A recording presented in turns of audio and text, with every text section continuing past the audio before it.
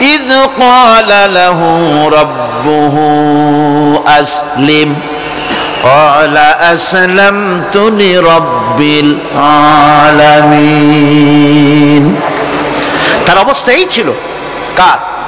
ইব্রাহিম আলাইহিস সালাম। তার অবস্থা এই ছিল যে তার রব যখন তাকে বললেন আনুগত্যের মস্তককে অবনত করে দাও, তিনি বললেন আমি আমার বিশ্বপালকের সামনে মাথাটা নত করে দিলাম। সুবহানাল্লাহ, কোন শর্ত ছাড়াই মাথা নিচু করে দিলাম। এই পন্থায়, তিনি যে পন্থাটা অবলম্বন করেছিলেন, এই পন্থায় চলার জন্য তার সন্তানদেরকেও তিনি হুকুম করেছিলেন। ووصى بها إبراهيم ببنيه ويعقوب يا بني إن الله اصطفى لكم الدين فلا تموتن إلا وأنتم مسلمون। ইয়াকুব এবং ইব্রাহিম আলাইহিস সালাম তার সন্তানদেরকে এই উপদেশ দিয়েছিলেন যে তিনি বলেছিলেন, হে আমার সন্তানেরা, আল্লাহ ছাড়া তোমাদের জন্য আল্লাহ পাক এই দ্বীনকে মনোনীত করেছেন। আল্লাহ পাকের আনুগত্য করবে, তার দ্বীনের প্রতি সারেন্ডার করবে। আর খবরদার মুসলমান না হয়ে যেন তোমরা মরে যেও না। মৃত্যু মুসলমান অবস্থায় থাকবে, অর্থাৎ মৃত্যু পর্যন্ত থাকবে কি অবস্থায়? মুসলমান অবস্থায়। أم كنتم شهداء إذ حضر يعقوب الموت إذ قال لبنيه ما تعبدون من بعدي। ইয়াকুব আলাইহিস সালাম তার মৃত্যুর সময় জিজ্ঞেস করেছিলেন, ও আমার সন্তানেরা, আমার মৃত্যুর পরে তোমরা কার ইবাদত করবে, তার কার গোলামি করবে? তারা জবাব দিলেন, قالوا نعبد إلهك وإله آبائك إبراهيم وإسماعيل وإسحاق إلها واحدا ونحن له مسلمون। নিঃসন্দেহে আমরা ইবাদত করব, গোলামি করব আপনার রবের, আপনার পিতার রবের, এবং আল্লাহর ইবাদত করব। আপনিও আপনার পূর্বপুরুষ ইব্রাহিম, ইসমাইল যে আল্লাহকে ইবাদত করেছে, সে আল্লাহ পাকের ইবাদত আমরা করব এবং তার অনুগত হয়ে থাকব। দাসত্ব এবং পূর্ণাঙ্গ, দাসত্বের গোলামির পূর্ণাঙ্গ নমুনা হচ্ছেন হযরত ইব্রাহিম আলাইহিস সালাম। আল্লাহর গোটা জমিন যখন শিরকের অন্ধকারে ডুবে গিয়েছিল, তখন হযরত ইব্রাহিম আলাইহিস সালাম তাওহীদের আলো জ্বালিয়ে দিয়েছিলেন। এই নিবেদিতদের ইমাম হিসেবে আল্লাহ পাক তাকে ঘোষণা দিলেন। কোরআনে কারীম বলছে, وَإِذَا ابْتَلَى إِبْرَاهِيمَ رَبُّهُ بِكَلِمَاتٍ فَأَتَمَّهُنَّ قَالَ إِنِّي جَاعِلُكَ لِلنَّاسِ إِمَامًا। ইব্রাহিমকে তার রব কয়েকটি বাক্য দিয়ে পরীক্ষা করলেন এবং তিনি সেই পরীক্ষাগুলোতে পাশ করলেন। তখন আল্লাহ রাব্বুল আলামিন তাকে বললেন যে আমি তোমাকে গোটা বিশ্ব মানবতার জন্য, গোটা বিশ্বের সমস্ত মানুষের জন্য আমি তোমাকে নেতা বানাবো। সুবহানাল্লাহি ওয়া বিহামদিহি। প্রথম পরীক্ষা হলো, গতকাল বলেছি, সে আগুনের পরীক্ষা। সেখানে আল্লাহ পাক তাকে পাশ করালেন, তিনি পাশ করলেন। দ্বিতীয় পরীক্ষা ছিল বিবি এবং নবজাতক সন্তানকে নিয়ে আল্লাহ হুকুম করলেন, এই বিবি আর বাচ্চারে নিয়ে মরুভূমিতে রেখে আসো। মরুভূমিতে যেখানে ঘর নাই, বাড়ি নাই, সেই জায়গায় বিবি এবং বাচ্চাকে রেখে যাওয়ার সময় তিনি বললেন, রব্বানা ইন্নী আসকানতু মিন যুররিয়াতি বিওয়াদিন গায়রি যী যারইন ইনদা বাইতিকাল মুহাররাম। হায় আল্লাহ রাব্বুল আলামিন, আমি পানি এবং তরুলতাবিহীন এক মরুভূমির ভিতরে আমার বংশের একটি অংশকে এখানে রেখে গেলাম।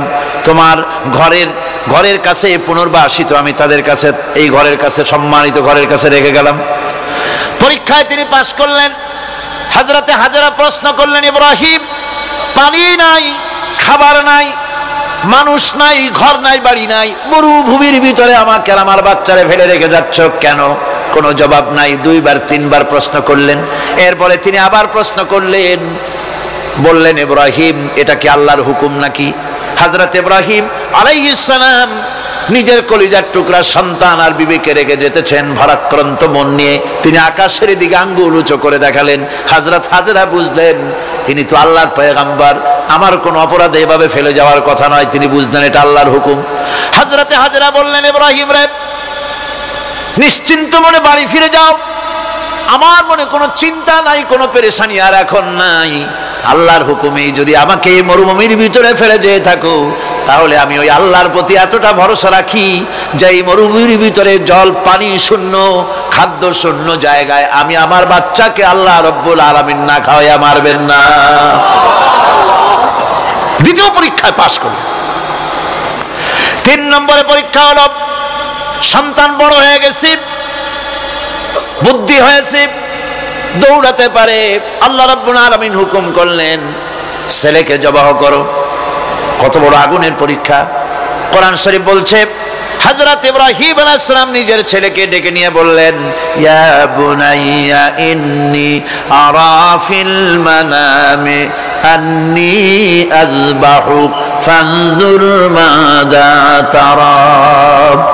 হে আমার কলিজার টুকরা সন্তান, আমি স্বপ্নে দেখেছি যেন আমি তোমাকে জবাহ করতেছি, তোমার রায় কি, তোমার মত কি, আমারে শোনাও। ছেলে পয়গম্বর, ছেলে তার জবাবে বললেন, ইয়া আবাতি ফাআল মা তু'মার সাতাজিদুনি ইনশাআল্লাহু মিনাস সাবিরিন। হে আমার আব্বাজান, আপনি যে ব্যাপারে স্বপ্নের ভিতরে আদিষ্ট হয়েছেন, আপনি তা কার্যকরী করুন। আমাকে এতটুকু অধৈর্যের মধ্যে পাবেন না, আমাকে ধৈর্যশীলদের মধ্যে পাবেন। আমারে আপনি আল্লাহর হুকুম পালন করেন। আল্লাহ পাক শোনাচ্ছেন, ফালাম্মা আসলামা ওয়া তাল্লাহু লিল জাবিন। পিতা পুত্র দুজনই রাজি হয়ে গেল। পিতা তার ছেলেকে কাঁধ করে গলার উপরে ছুরি ধরেছেন। আল্লাহ রাব্বুল আলামিন ইসমাইল জবাহ হোক এটা আল্লাহ চান নাই, আল্লাহ চেয়েছেন পরীক্ষা করতে। পরীক্ষায় ইব্রাহিম পাস হয়ে গেলেন। আল্লাহ পাক বলছেন, ওয়ানাদাইনাহু আইয়া ইব্রাহিম قد صدقت الرؤيا إنا كذلك نجزي المحسنين। আমি ইব্রাহিমকে ডেকে বললাম, ইব্রাহিম, তুমি তোমার স্বপ্নকে বাস্তবে রূপ দিয়েছো, আর এভাবেই করি আমি মুহসিনদেরকে পুরস্কৃত করে থাকি। আল্লাহ পাক খুশি হলেন। আল্লাহ পাক বললেন, ইন্না হাযা লাবালাউল মুবিন। নিঃসন্দেহে এটি একটি বিরাট পরীক্ষা ছিল। ঠিক কি না? আল্লাহ নিজে বলছেন এটা একটি বিরাট পরীক্ষা, আজিম ইমতিহান। সে ইমতিহানে তিনি পাশ করলেন। পরীক্ষায় উত্তীর্ণ হওয়ার জন্য রব্বুল আলামিন পুরস্কার দিয়ে দিলেন। আল্লাহ পাক বললেন, সালামুন আলা ইব্রাহিম। পড়েন সবাই, সালামুন আলা ইব্রাহিম। ইব্রাহিমের প্রতি আল্লাহ পাক বললেন, ইব্রাহিমের প্রতি সালাম রইল। সুবহানাল্লাহি ওয়া বিহামদিহি। ইবাদত এর আনুগত্যের এই উৎকৃষ্ট দৃষ্টান্ত স্থাপনের পর আল্লাহ পাক তার গোটা বিশ্বের মুসলমানদেরকে কিয়ামত পর্যন্ত ইব্রাহিম আলাইহিস সালামকে জাতির পিতা বানায়া দিলেন। সুবহানাল্লাহ কইতে ইচ্ছা করে না? এরকমের পরীক্ষা কোন পিতারা দিতে পারছে নাকি? গোটা বিশ্বের সমস্ত মানব মণ্ডলীর জন্য আল্লাহ পাক ইব্রাহিম আলাইহিস সালামকে কিয়ামত পর্যন্ত জাতির পিতা হিসাবে ঘোষণা করেছেন। সুবহানাল্লাহ। মিল্লাতা আবিকুম ইব্রাহিম হুয়া সাম্মাকুমুল মুসলিমিন। তোমরা তোমাদের পিতা ইব্রাহিমের মিল্লাতের উপর প্রতিষ্ঠিত হও। আল্লাহ পাক বলছেন, তোমাদের পিতা ইব্রাহিমের মিল্লাতের উপর প্রতিষ্ঠিত হও, আর আল্লাহ তোমাদের নাম রেখেছে মুসলমান। তোমরা হচ্ছে মুসলমান। আমাদের পরিচয়, ওই যে পরিচয়ের কথা আগে হয়ে গেছে, আমাদের পরিচয় আমরা মুসলমান। আমাদের পরিচয় কি? মুসলমান। এটা প্রথম পরিচয়। ইবাদতের পূর্ণাঙ্গ মাপকাঠি হিসেবে আল্লাহ পাক হযরত ইব্রাহিম আলাইহিস সালামকে দুনিয়াবাসীর সামনে পেশ করেছেন। কোরআন বলছে ইহুদি এবং খ্রিস্টানেরা মুসলমানদেরকে বিভ্রান্ত করতে চায়। তারা বলে ওয়াকালু কুনু হুদান আও নাসারা তাহতাদু কুল বাল মিল্লাতা ইব্রাহিমা হানিফা ওয়া মা কানা মিনাল মুশরিকিন। ইহুদিরা বলে ইহুদি হও তবেই তোমরা সঠিক পথ পাবা, খ্রিস্টানের বলে খ্রিস্টান হও তবেই তোমরা সঠিক পথ প্রাপ্ত হবে। আল্লাহ পাক বলছেন এদের সকলকে বলে দাও বরং তোমরা সব পরিত্যাগ করে মিল্লাতে ইব্রাহিমের ভিতরে শামিল হয়ে যাও। এটাই মুক্তির পথ, এটাই নাজাতের পথ, এটাই আল্লাহর পথ। সুবহানাল্লাহি বিহামদিহি। এমনকি রাসূল করিম সাল্লাল্লাহু আলাইহি ওয়াসাল্লামকে আল্লাহ পাক বলেছেন আনিত্তাবি মিল্লাতা ইব্রাহিম হানিফা, চারদিক থেকে মুখ ফিরিয়ে এনে মিল্লাতে ইব্রাহিমের ভিতরে শামিল হয়ে যাও, তারই অনুসরণ করো।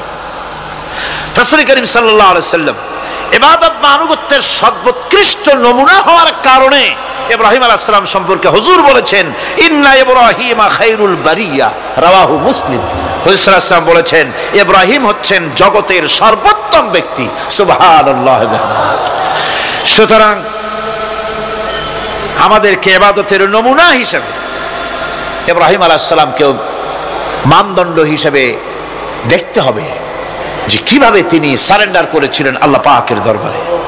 এখন আমি আপনাদের সামনে বলতে চাই মানুষের জীবনে সবচাইতে বড় দুটি চাহিদা আছে, একটা হচ্ছে খাদ্য আর একটা হচ্ছে নিরাপত্তা। একটা খাদ্য আর একটা কি নিরাপত্তা। পেট ভরে খাইতে চাই আর চোর ডাকাতের উপদ্রব থেকে নিরাপত্তা পেতে চায়। আইন শৃঙ্খলা পরিস্থিতির উপরে যখন পার্লামেন্টে আলোচনা হচ্ছিল আমি তখন বলেছি মাননীয় স্পিকার আমার দেশের সাধারণ ভোটারদের বড় কোনো আশা আকাঙ্ক্ষা নাই। তারা কোনোদিন বলে না যে আমাদের গুলশানে বাড়ি দিতে হবে সকলের, আমাদেরকে মঙ্গল গ্রহে অফিস বানায় দিতে হবে, পাঁচেরও গাড়ি দিতে হবে, এগুলি তারা দাবি করে না। যারা ভোট দেয় কষ্ট করে মিছিল করে এই সাধারণ জনগণের দাবি হচ্ছে মিনিমাম দাবি, খুবই কম। তাদের দাবি হলো মোটা সুতার কাপড় চাই ইজ্জত ঢাকার জন্য, পেট ভরে খেতে চাই, পোলাও কোরমা বিরিয়ানির দরকার নাই, আর আশ্রয়ের জন্য ছোট্ট একটু ঘর চাই, চোর ডাকাতের উপদ্রব থেকে নিরাপত্তা চাই। কথা ঠিক কিনা? আমি বললাম স্পিকার সাহেব আজ পর্যন্ত যতগুলি গভর্নমেন্ট এসেছে বাংলাদেশে প্রত্যেকটি গভর্নমেন্ট আমার দেশের জনগণের এই ন্যূনতম দাবি এই আশা পূরণ করতে ব্যর্থতার পরিচয় দিয়েছে। কেউ পারে নাই। যারাই গেছে তারাই তাদের নিজেদের আখের গোছাবার চেষ্টা করেছেন। সব নিজেকে নিয়ে ব্যস্ত, নিজের লোকদের নিয়ে ব্যস্ত, জনগণ নিয়ে চিন্তা নাই। সুতরাং মানুষের চাহিদা হচ্ছে খাদ্য আর নিরাপত্তা। আমরা কি খাদ্য আর নিরাপত্তা সত্যি কি চাই? চাই। খাদ্য যদি চাই ক্ষুধার সময়, নিরাপত্তা যদি চাই ভীতির সময়, আল্লাহ রাব্বুল আলামিন বলেন কোন গভর্নমেন্ট দিতে পারবে না, দুনিয়ায় কেউ দিতে পারে নাই, পারবেও না। ক্ষুধার সময় যদি খাদ্য চাও, ভীতির সময় যদি নিরাপত্তা লাভ করতে চাও, তাহলে ফালইয়াবুদু রাব্ব হাযাল বাইত, এই ঘরের মালিকের ইবাদত কর। কোন ঘর? কাবা ঘর। বলেন কোন ঘর? কাবা ঘর। কাবা শরীফের মালিকের ইবাদত কর। তাহলে কি হবে?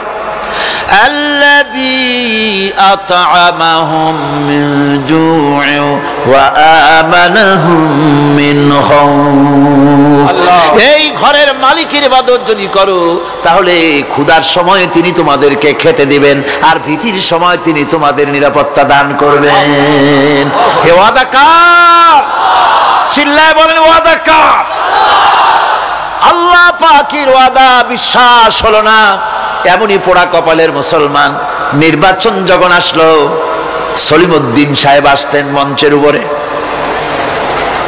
পরিচয় করানো হচ্ছে। এত আপনারা যার বক্তৃতা শোনার জন্য বিপ্রহরের রৌদ্রে কষ্ট করতেছিলেন, এখন সেই সংগ্রামী জননায়ক বিপ্লবী সন্তান, তিনি এখন আপনাদের সামনে বক্তব্য রাখবেন। উনি দাঁড়ায় বললেন, ভাইয়ারা আমার, বোনের আমার, আমি এবার বোতল মার্কা বাক্স নিয়ে দাঁড়াইছি, আমারে সকলে মিলে ভোট দেন।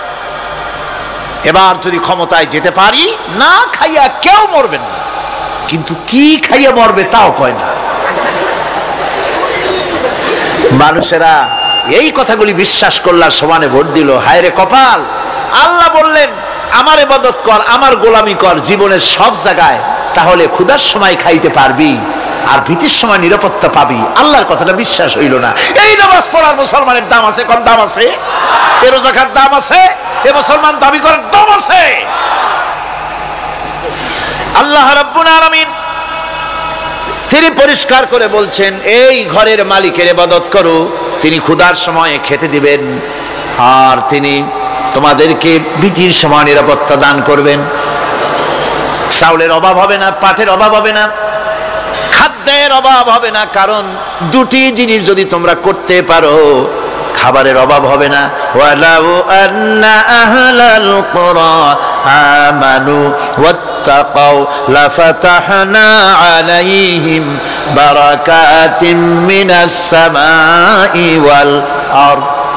দেশের লোকেরা, জনপদের লোকেরা যদি দুইটা কাজ করে, এক নম্বরে হলো আমার উপরে ঈমান আনবে, দুই নম্বরে হলো আমাকে ভয় করার নীতি অবলম্বন করে যদি চলে, তাহলে ওই দেশের মানুষের জন্য আকাশ আর জমিনের সব বরকতের দরজা আমি আল্লাহ খুলে দেব। আল্লাহর ওয়াদা। আল্লাহ পাকের নিকট মানুষের সবচাইতে বড় দাবি কি? আল্লাহর কাছে মানুষের সবচাইতে বড় দাবি কি করতে পারেন? পারেন না। আল্লাহ পাকের কাছে মানুষের শ্রেষ্ঠ দাবিটা আল্লাহ নিজেই শিখাই দিয়েছেন। আমার কাছে দাবি কর, ইহদিনাস সিরাতাল মুস্তাকিম। আয় আল্লাহ, একটা সোজা, একটা সরল রাস্তা আমারে দাও, একটা সহজ পথ আমারে দাও। এই কথা সূরা ফাতিহা দাবি করার পর আল্লাহ রাব্বুল আলামিন এই অভিনন্দনের জবাবে, 7টা বাক্যের অভিনন্দনের জবাবে আল্লাহ রাব্বুল আলামিন 30 পারা কোরআন শরীফ নাজিল করে দিলেন। সূরা ফাতিহার এই সওয়ালের জবাবে আল্লাহ পাক বললেন, ওয়া আনি'বুদুনি হাযা সিরাতুম মুস্তাকিম। সোজা রাস্তা চাও, আমার গোলামি করো, ইবাদত করো। সব জায়গায় ইবাদত, গোলামি করাই লাগবে। আমার কাছে সোজা রাস্তা চাও, সোজা রাস্তা হলো আমার গোলামি করা। কার গোলামি? বেহেশতে যেতে চান? আমি আস্তে জিগাইলাম বলে আপনারও আস্তে জবাব দিলেন। বেহেশতে যেতে চান? সুবহানাল্লাহ। এমন কোন মানুষ আছে নাকি যে বেহেশতে যেতে চায় না? মদ খোর যাইতে চায়। সবাই, আমরা সবাই বেহেশতের আশা করি, ঠিক কিনা? আল্লাহ রাব্বুল আলামিন বলেন, বেহেশতে যদি যেতে চাও তাহলেও ইবাদত করা লাগবে, ইবাদত ছাড়া জান্নাতে যাওয়া যাবে না।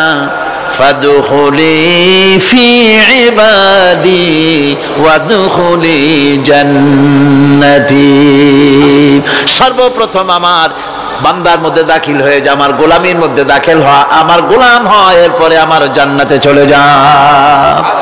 আগে গোলাম হবি, তারপরে কোথায় যাবি?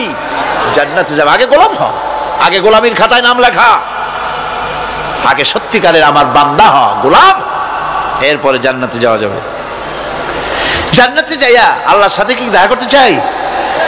আল্লাহর সাথে দেখা করতে চাই। আল্লাহ রাব্বুল আলামিন বলেন, فمن كان يرجو لقاء ربه فليعمل عملا صالحا ولا يشرك بعبادة ربه أحدا। তোমাদের মধ্যে যদি কেউ আল্লাহর সঙ্গে, তার রবের সঙ্গে যদি কেউ দেখা করতে চায়, তাহলে সে যেন ভালো ভালো কাজ করে, নেক কাজ করে, আর তোমার রবের সাথে অর্থাৎ আল্লাহ রাব্বুল আলামিনের সাথে ইবাদতের মধ্যে যেন কাউকে শরীক না করে। শিরক যদি না করো, খাঁটি গোলাম, খাঁটি বান্দায় যদি পরিণত হতে পারো, কিয়ামতের দিন আল্লাহ রাব্বুল আলামিনের সঙ্গে দিদার নসিব হয়ে যাবে। এই গোলামি করব কতদিন? কতদিন গোলামি করব? এই প্রশ্নের জবাবে আল্লাহ রাব্বুল আলামিন কোরআনে কারীমের মধ্যে জবাব দিয়ে দিয়েছেন, ওয়া'বুদ রাব্বাকা হাত্তা ইয়াতিয়াকাল ইয়াকিন। মৃত্যু পর্যন্ত, যতক্ষণ না নাক দিয়ে শেষ প্রশ্বাসটি নিঃশ্বাসটি বেরিয়ে যাচ্ছে, ততক্ষণ পর্যন্ত আনুগত্য গোলামি সবটা হবে কার? জোরে চিল্লায় এখন কার? এই গোলামি জীবনের সব ক্ষেত্রে করতে পারলে আমরা মুসলমান, আর করতে না পারলে মুসলমান নামে মুনাফিক। না পারলে কি? মুনাফিক। বন্ধুগণ, ইয়াকা নাবুদু পর্যন্ত বলে ওয়া ইয়াকা নাস্তাইনের কথাটা শোনাচ্ছি। সূরা ফাতিহার ভিতরে আমরা পড়ি, পড়েন আমার সাথে, ইয়াকা নাবুদু ওয়া ইয়াকা নাস্তাইন। আয় আল্লাহ, একমাত্র তোমার গোলামি করি আর একমাত্র তোমার কাছে সাহায্য চাই। তুমি ছাড়া কারো কাছে সাহায্য? এটা কি ঠিক? এটা কি আমাদের মনের কথা, ঈমানের কথা? আল্লাহ করুন, আল্লাহ করুন, বলি আমিন।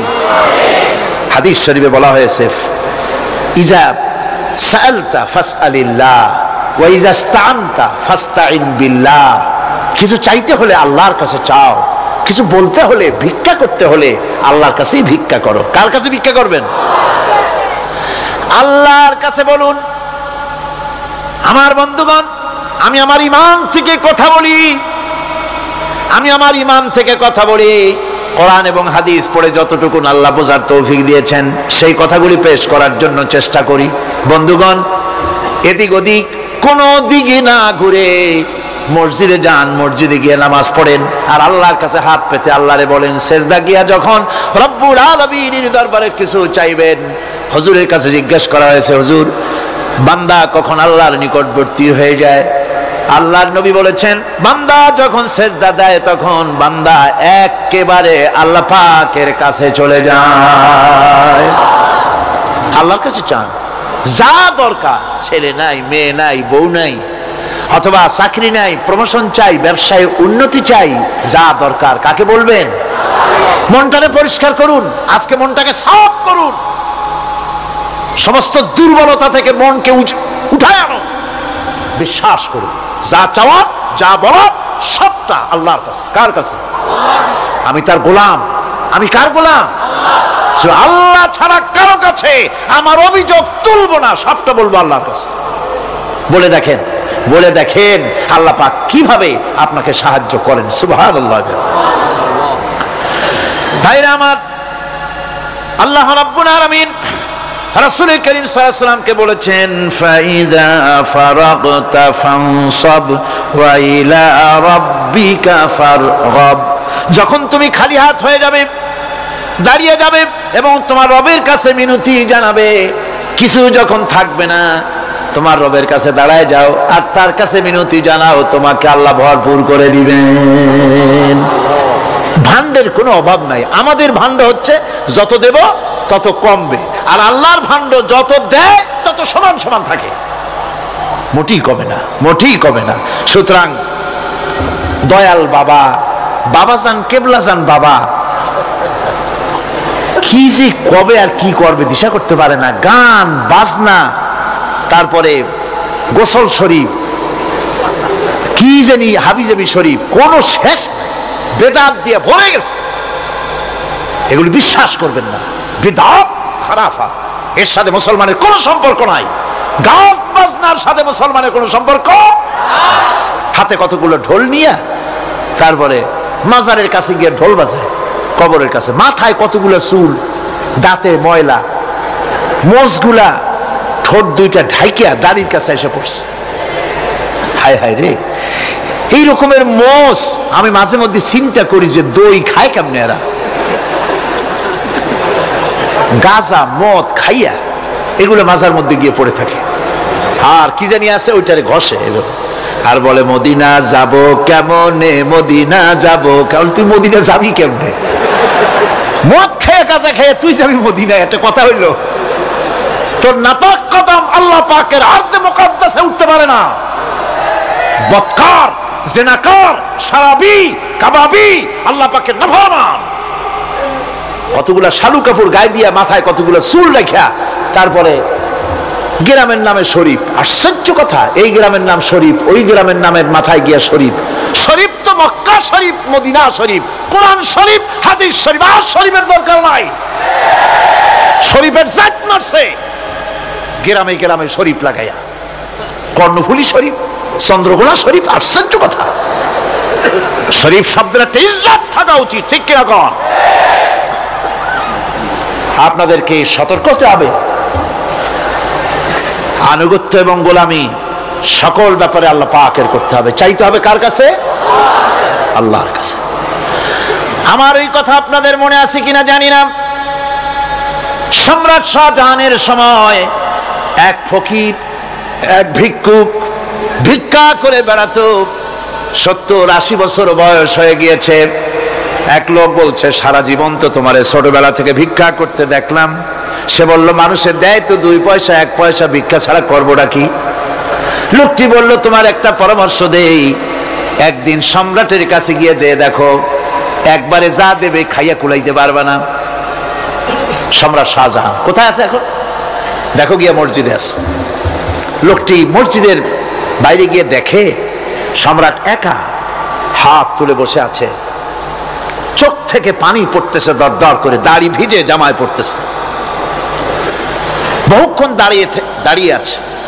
এরপরে সম্রাট তার মুনাজাত শেষ করে বেরিয়ে আসছেন। ফকিরের সঙ্গে দেখা। ফকির বলল, আসসালামু আলাইকুম। তিনি বললেন, ওয়ালাইকুম আসসালাম রাহমাতুল্লাহ। ফকির রওনা করেছে। বাদশাহ বলছে, তুমি তো একজন ভিক্ষুক মানুষ বলি মনে হয়, আমার কাছে তো কেউ কিছু না চাইয়া যায় না, তুমি যে কিছু না চেয়েই চলে যাচ্ছ। ভিক্ষুক বলছে, জাহাপানা, সত্যি কিছু চাইতে এসেছিলাম আপনার কাছে, কিন্তু আপনার অবস্থা দেখে আমার জ্ঞানের চোখ খুলে গেছে। আমি দেখতে পেলাম আমি যে সম্রাটের কাছে ভিক্ষা চাইতে আসলাম, আমি তো শুধু তাকায় আছি, আমি তো কান্দি না, বরং আমি যার কাছে চাইতে এসেছি তিনি আমার চাইতে আরো নগণ্য ভিক্ষুকের মতো হয়ে কার কাছে যেন হাত পেতে চোখের পানি ফেলে কান্দে। মনে মনে ভাবলাম, সম্রাট কান্দে যে সম্রাটের কাছে, ওই আল্লাহ ছাড়া জীবনে কারো কাছে কিছু চাইব না। আল্লাহর কাছে চাওয়ার অভ্যাস করুন, তিনি দিতে পারেন, সবকিছু তার আছে। এই বিশ্বাস মনের ভিতরে জমাতে হবে, তাহলেই সত্যিকারের মুসলমান আমরা হব। আল্লাহ পাক সত্যিকারের গোলাম আমাদেরকে বানাবেন। আমরা বলি আমিন। আল্লাহ রাব্বুল আলামিনের সুস্পষ্ট কথা হলো এই যে, আল্লাহর বিনা অনুমতিতে কেউ তোমার কোনো ক্ষতি করতে পারবে না। জোরে কোন সুবহানাল্লাহ। কেউ ক্ষতি করতে পারবে না। আবার নির্ধারিত সময় আসার আগে মৃত্যু তোমার হবে না। মৃত্যুর যখন নির্ধারিত সময় হবে তখনই মৌত হবে, এর আগে হবে না। আল্লাহ পাক বলেছেন, ওয়ামা কানা লিনাফসিন আন তামুতা ইল্লা বিইযনিল্লাহি কিতাবাম মুআজ্জালা। আল্লাহ পাক বলেন, আমার নির্ধারিত সময় আসার আগে 1 সেকেন্ড আগে মরবে না, 1 সেকেন্ড পরেও মরবে না। অনেকে বলে অমুকের অকাল মৃত্যু হয়েছে, বলে না? বলে কি না? অকাল মৃত্যু হয়েছে। এটা বাজে কথা। কিসের অকাল মৃত্যু? কালেই মরছে, হায়াত ওখানেই শেষ। হায়াত থাকতে 1 সেকেন্ড আগে 1 সেকেন্ড পরে মৃত্যু হবে না। যখন নির্ধারিত সময় আসবে সেই সময় মরবে, এর আগে বা পরে মৃত্যু হবে না। মৃত্যু নির্ধারিত সময়ের আগে মরবে না মানুষ। বাহানায় হোক, ওসিলায় হোক, মরণ যেখানে আছে সেখানে যাওয়াই লাগবে। এই জন্যে কবি বলছেন, দো চিজ আজ দো চিজ কাসাদ জোরে জোর একে আবেদানা দিগার খাকে গোর। দুটি জিনিস মানুষকে টানে, একটা হলো খাদ্য আর একটা হলো মৃত্যু। খাবার যেখানে আছে সেখানে যেতেই হবে, আর মৃত্যু যেখানে আছে সেখানেও যেতে হবে। কোরআনে কারিমে রব্বুল আলামিন বলেন, কুল লাউ কুনতুম ফি বুয়ুতিকুম লাবারাযাল্লাযীনা কুতিবা আলাইহিমুল কাতলু ইলা মাদাজিহিম। আল্লাহ পাক বলেন, হে নবী তুমি বলে দাও, তুমি শোনায় দাও, যাদের ভাগ্যে নিহত হওয়া আছে তারা যদি তাদের বিছানায় শুয়েও থাকে, প্রকোষ্ঠের ভিতরে থাকে, মৃত্যু সেখানে গিয়ে হাজির হবে, ওখানেই মৃত্যু হয়ে যাবে। মৃত্যুর সময় আসলে পরে মানুষকে মোটেই সময় দেওয়া হবে না। সময় যখন আসবে সময় মতো তাকে বিদায় নিতে হবে। সুতরাং ঈমান, আল্লাহর প্রতি ঈমান আনলে পরে মানুষের ভিতরে নির্ভীকতার সৃষ্টি হয়, সে কাউকে পরোয়া করে না আল্লাহ ছাড়া। চিল্লায় কর সুবহানাল্লাহ, আরো জোরে বলেন সুবহানাল্লাহ। সাহস, বুক ভরা সাহস তার মধ্যে আসবে। এরপরে আল্লাহর প্রতি ঈমান আনলে পরে আরেকটি উপকার মানুষের হয়, এটা হলো 4 নম্বর উপকার। এটা কয় নম্বর? 4 নম্বরের উপকার হলো আল্লাহর প্রতি মানসিক প্রশান্তি আসে। সেই মানসিক প্রশান্তিটা হলো ইমানদার কখনো হতাশ হয় না, ইমানদার কখনো হতাশায় ভোগে না, নিরাশায় ভোগে না। যেহেতু কোরআন শরীফের ভিতরে আল্লাহ পাক বলেছেন, আল্লাহর রহমত থেকে কেবল কাফেররা ছাড়া আর কেউ নিরাশ হয় না। আল্লাহর রহমত থেকে নিরাশ হয় কারা? জোরে কোন, কারা নিরাশ হয়? আর কেউ আল্লাহর রহমত থেকে নিরাশ হয় না। সুতরাং আল্লাহর প্রতি এই আশা, ভরসা, আল্লাহর প্রতি এ ধরনের একটি প্রশান্তি মনের মধ্যে থাকে, সে হতাশ হয় না। কারণ আল্লাহর প্রতি ঈমান আশায় তার বুক বেঁধে দেয়। আল্লাহ পাক কোরআনে কারীমের মধ্যে বলেছেন, আল্লাযী খালাকানি ফাহুয়া ইয়াহদিন। আল্লাহ ইব্রাহিম আলাইহিস সালামের মুখ দিয়ে কথা বলাছেন। আল্লাহ হচ্ছেন তিনি যিনি আমাকে সৃষ্টি করেছেন আর আমার হেদায়েতের রাস্তাও তিনি দেখিয়ে দিয়েছেন। ওয়াল্লাযী হুয়া ইউতঈমুনি ওয়া ইয়াসকিন। আর আমি যখন ক্ষুধার্ত হই তিনি আমারে খাওয়ান, আর আমি যখন তৃষ্ণার্ত হই তিনি আমারে পান করান। কে খাওয়ান? কে খাওয়ান আর পান করান কে? আল্লাহ পাক বলেন, ওয়াইদা মারিতু ফাহুয়া ইয়াশফিন। ইব্রাহিম আলাইহিস সালামকে দিয়ে আল্লাহ এই কথাও বলালেন, আমি যখন অসুস্থ হই আমারে রোগ মুক্ত কে করে দেয়? বলেন না, কে করে দেয়? আল্লাহ রাব্বুল আলামিন রোগ মুক্ত করে দেন। হযরত আইয়ুব আলাইহিস সালামের ঘটনা কোরআনে কারীমের মধ্যে আল্লাহ রাব্বুল আলামিন উঠায় দিয়েছেন, বলে দিয়েছেন যাতে করে মুমিনেরা মনের মধ্যে আল্লাহর প্রতি আশা ভরসা আনতে পারে। রোগ হয়েছে হযরত আইয়ুব আলাইহিস সালামের, এত অসুখ, অসুখে রোগে শোকে আত্মীয় স্বজন স্ত্রী পুত্র পরিজন সব তারে ছেড়ে গেল, গায়ে পোকা হয়ে গিয়েছে। 1 বছর 2 বছর নয়, বছরের পর বছর ধরে রোগাক্রান্ত অবস্থায় আইয়ুব আলাইহিস সালাম আছেন। এবার সমস্ত শরীর ছেড়ে জিহ্বার মধ্যে পোকা হওয়া শুরু হয়ে গেছে। হযরত আইয়ুব আলাইহিস সালাম জিহ্বায় যখন পোকা শুরু হয়ে গেল, আল্লাহর দরবারে তখন তিনি ফরিয়াদ করে বলেছিলেন, রব্বুল আলামিন, সারা শরীরে পোকা ধরল, শরীর জরা জরা হয়ে গেল, রোগে শোকে শেষ হয়ে গেলাম, কোনো শিকায়ত করি নাই, এবার তো কথা না বলে পারি না। মাবুদ, তুমি দয়া করে আমার জিহ্বায় পোকা দিও না, আমার জিহ্বাটা পোকা ধরেছে, দয়া করে পোকা জিহ্বায় দিও না, কারণ আমার জিহ্বায় যদি পোকা হয়ে যায় তাহলে তোমার মতো আল্লাহর জিকির আমি কি দিয়া করব? আমার জিহ্বাটা ভালো রাখো আল্লাহ। হযরত আইয়ুব আলাইহিস সালাম পড়েছিলেন, আন্নী মাসানি আদ-দুররু ওয়া আনতা আরহামুর রাহিমিন। আয় আল্লাহ, আমি রোগাক্রান্ত হয়ে পড়েছি আর তুমি তো রহমান রহিম।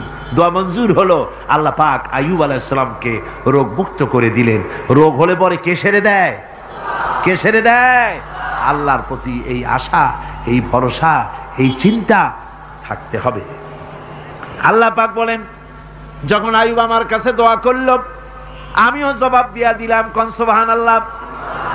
আল্লাহ পাক বলেন, ফাকাশাফনা মা বিহি মিন দুররি ওয়া আতাইনাহু আহলাহু ওয়া মিসলাহুম মাআহুম রাহমাতাম মিন ইনদিনা।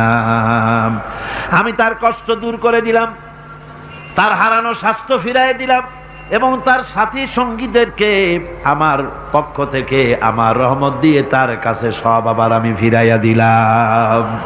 সুতরাং মুমিন ব্যক্তি কখনো হতাশ হবে না। চতুর্দিকে দেখে বিপদ আর বিপদ, এই বিপদে সে হতাশ হয় না, আশায় বুক বেঁধে থাকে। নিরাশার আধারে তুমি হে আশার নূর, যেখানে বেরোবার কোনো পথ নাই সেখান থেকে পথ বের করে দেয় কে? চিল্লায় কোন কে দেয়? আমার আল্লাহ পাক। দেখেন হযরত ইউসুফ আলাইহিস সালাম হারায় গেলেন, মানে তার 11 ভাই ইউসুফ আলাইহিস সালামকে কুয়ার মধ্যে ফেলাই দিলেন। আর এসে তারা বলল যে ইউসুফ আলাইহিস সালামকে বাঘে খায়া ফেলেছে। এটা কি গল্প নাকি? এটা কোথায় আছে? কোরআন শরীফের মধ্যে আছে। ওই 11 ভাই মনে করেছিল ইউসুফ আলাইহিস সালাম রে কুয়ার মধ্যে ফেলাই দিলাম, এ কুয়ার মধ্যে পচে মরবে, শেষ হয়ে যাবে। কিন্তু ওই 11 ভাই জানে না এটা কোনো কুয়া নয়, এটা হলো একটা সুড়ঙ্গ পথ, এটা হলো একটা টানেল। এক মুখে ইউসুফকে ফেলাই দিল 11 ভাই, কুয়ার আরেক মুখ থেকে আল্লাহ হযরত ইউসুফকে বের করে মিশরের সিংহাসনে বসায়া দিলেন। ওরা বুঝে না, তাই চিরকাল পাপীরা আল্লাহর বান্দাদেরকে, আল্লাহর দ্বীনের গোলামদেরকে অত্যাচার করে, মনে করে শেষ করে ভালাবো, কিন্তু শেষ আল্লাহর গোলামেরা হয় না, ওরাই শেষ হয়। নির্মূল যারা করতে চায় ওরাই নির্মূল হয়ে যায়। টিকে থাকে কে? আল্লাহর গোলামেরা। টিকে থাকে কে? আল্লাহর গোলামেরা টিকে থাকে। নির্মূলেরিয়া নির্মূলই হয়ে যায় সব সময়। ঠিক কিনা কর? জোরে বলেন ঠিক কিনা? ভাইরা আমার, হযরত ইয়াকুব আলাইহিস সালাম ছেলের চিন্তায় চিন্তায় চোখ দুটো অন্ধ হয়ে গেছে, কাঁদতে কাঁদতে চোখ অন্ধ হয়ে গেছে। কিন্তু হতাশ হন নাই, কারণ হতাশ হবে কেবলমাত্র কাফেরেরা। হতাশ হয় কারা? আল্লাহ বলেছেন হতাশ হয় কাফের, ইমানদার কখনো হতাশ হয় না। হযরত ইয়াকুব আলাইহিস সালাম ছেলে হারাইয়া কি বলতেছেন শোনেন। আল্লাহ তার কথা কোরআনে কারীমের ভিতরে আল্লাহ কি সুন্দর করে উঠায় দিয়েছেন। হযরত ইয়াকুব পড়তেছেন ফাসাবরুন জামিলুন আসাল্লাহু আইয়াতিয়ানি বিহিম জামিআন ইন্নাহু হুয়াল আলিমুল হাকীম। ফাসাবরুন জামিল, ধৈর্য ধারণ করাই এখন আমার জন্য উত্তম। আমি এখন ধৈর্য ধারণ করব, হয়তো শীঘ্রই আল্লাহ আমার যাদের হারাইছি তাদের সকলকে আল্লাহ আমার কাছে ফিরিয়ে দিবেন। তিনি সুবিজ্ঞ, তিনি প্রচন্ড ক্ষমতার মালিক। আশায় বুক বেঁধে থাকলেন তিনি। আর ইউসুফ আলাইহিস সালাম আজকে প্রেসিডেন্ট। তিনি মিশরের কি? তিনি কি? তিনি 11 ভাই গেছে সেইখানে খাবার আনার জন্য। হযরত ইউসুফ আলাইহিস সালামের চিনতে কোনো কষ্ট হয় নাই। ওরা তো চেনে নাই, কিন্তু ইউসুফ আলাইহিস সালাম চিনে ফেলেছেন। হযরত ইউসুফ কোনো প্রতিশোধ নিলেন না। হযরত ইউসুফ পরিচয় দিলেন আর বললেন ভয় পাইও না, খাদ্য তোমাদেরকে দিয়া দিব। তোমাদের ব্যাপারে আমার বক্তব্য হচ্ছে লা তাসরিবা আলাইকুমুল ইয়াউম, তোমাদের বিরুদ্ধে আমার কোনো ক্ষোভ নাই, বিদ্বেষ নাই, মাফ করে দিলাম। এই জামাটা নিয়ে যাও, আমার আব্বার জন্য এই জামাটা নিয়ে যাও। জামা নিয়ে যাচ্ছে মিশর থেকে। কোথায়? কেনান। কোথায়? মিশর। মিশর থেকে ইউসুফ আলাইহিস সালামের জামা নিয়ে ছেলেরা কেনানের দিকে যাচ্ছে। আর এদিকে হযরত ইয়াকুব বলতেছেন আমি যেন আমার নাকের ভিতরে ইউসুফের গন্ধ পেতেছি। সুবহানাল্লাহ। জামা চলে এলো, চোখের উপরে তিনি রাখলেন, আল্লাহ চোখ ভালো করে দিলেন। সুবহানাল্লাহ। ভাইরা আমার, এই জন্য যারা আল্লাহর উপরে ভরসা করে, আল্লাহর ঈমান যাদের মধ্যে এসে যায়, ঈমান বিল্লাহর বড় উপকার হলো সে হতাশ হয় না। যত বড় বিপদ হোক হতাশ হয় না। দেখেন ইউসুফ আলাইহিস সালামকে কেমন করে জুলাইখা ঘেরাও করে ফেলে দিয়েছে। দরজা বন্ধ, তালা বন্ধ, জানালা বন্ধ, সিটকানি মারা, খিল মারা, তালা দেওয়া, বেরোবার কোনো পথ নাই, চতুর্দিকে নগ্ন চিত্র। এবার জুলাইখার প্রবৃত্তিকে চরিতার্থ করতে হবে, খারাপ কাজ করতে হবে, বেরোবার পথ নাই। হযরত ইউসুফ আলাইহিস সালাম তিনি জানেন দরজা সব বন্ধ, পালাবার পথ নাই, কিন্তু আল্লাহ রাব্বুল আলামিনকে তিনি ভয় করলেন। যুবক মানুষ, আল্লাহ রাব্বুল আলামিনকে ভয় করলেন। রব্বুল আলামিনকে ভয় করে তিনি তালাবদ্ধ দরজার দিকে দৌড় মারলেন। রব্বুল আলামিন আপন কুদরতে সবগুলি দরজা খুলে দিলেন। ওয়া মান ইয়াত্তাকিল্লাহা ইয়াজআল লাহু মাখরাজা। যে ব্যক্তি আমারে ভয় করে, আমার পথে চলতে চায়, আমি রাস্তা খুলে দেই। সুবহানাল্লাহ ওয়া বিহামদিহি। সুতরাং ইমানে বুক বাঁধো জওয়ানেরা, তরুণেরা, হতাশ হওয়ার কোনো কারণ নাই, আশায় বুক বেঁধে থাকো। আপনারা বলেন এই পৃথিবীতে ইউনূস আলাইহিস সালাম যে বিপদে পড়ছিলেন, এর চাইতে বড় বিপদ পৃথিবীতে কিছু হতে পারে? আপনাদের চিন্তায় বুঝি পারে? এই দিকের লোকেরা কথাই কয় না মুঠে। কি বলেন, পারে? এত বড় বিপদ চিন্তাও করা যায়। কোরআনে কারীমের মধ্যে আল্লাহ রাব্বুল আলামিন বলেন, ওয়াযান্নুন ইয যাহাবা মুগাদিবান ফাযান্না আন লান নাকদিরা আলাইহি। ইউনূস আলাইহিস সালামকে যখন মাছে গিলে ফেলে দিল, মাছ এবার পানির অতল তলদেশে চলে গেছে। মাছের পেটের ভিতরে দরজা নাই, জানালা নাই, ছিদ্র নাই, পালাবার কোনো পথ নাই। আছে? আছে? ফানাদা ফিল যুলুমাতি আন লা ইলাহা ইল্লা আনতা সুবহানাকা ইন্নী কুনতু মিনাজ জালিমিন। জানেন নাই দোয়া? পড়েন সবাই, লা ইলাহা ইল্লা আনতা সুবহানাকা ইন্নী কুনতু মিনাজ জালিমিন। আয় আল্লাহ, তোমার পবিত্রতা ঘোষণা করতেছি, তুমি ছাড়া কেউ নাই, আমার তো আর বাঁচার উপায় নাই। আমি আমার উপরে জুলুম করেছি, আর তোমার পবিত্রতা ঘোষণা করতেছি। জিকির করতেছেন তিনি মাছের পেটের মধ্যে বসে। আল্লাহ রাব্বুল আলামিন বলেন, ইউনূস আলাইহিস সালাম মাছের পেটের ভিতরে বসে যে চিৎকারটা মারলেন, দুনিয়ায় কোনো তার বন্ধু বান্ধবেরা শোনে নাই, কোনো রাজা বাদশারা শোনে নাই।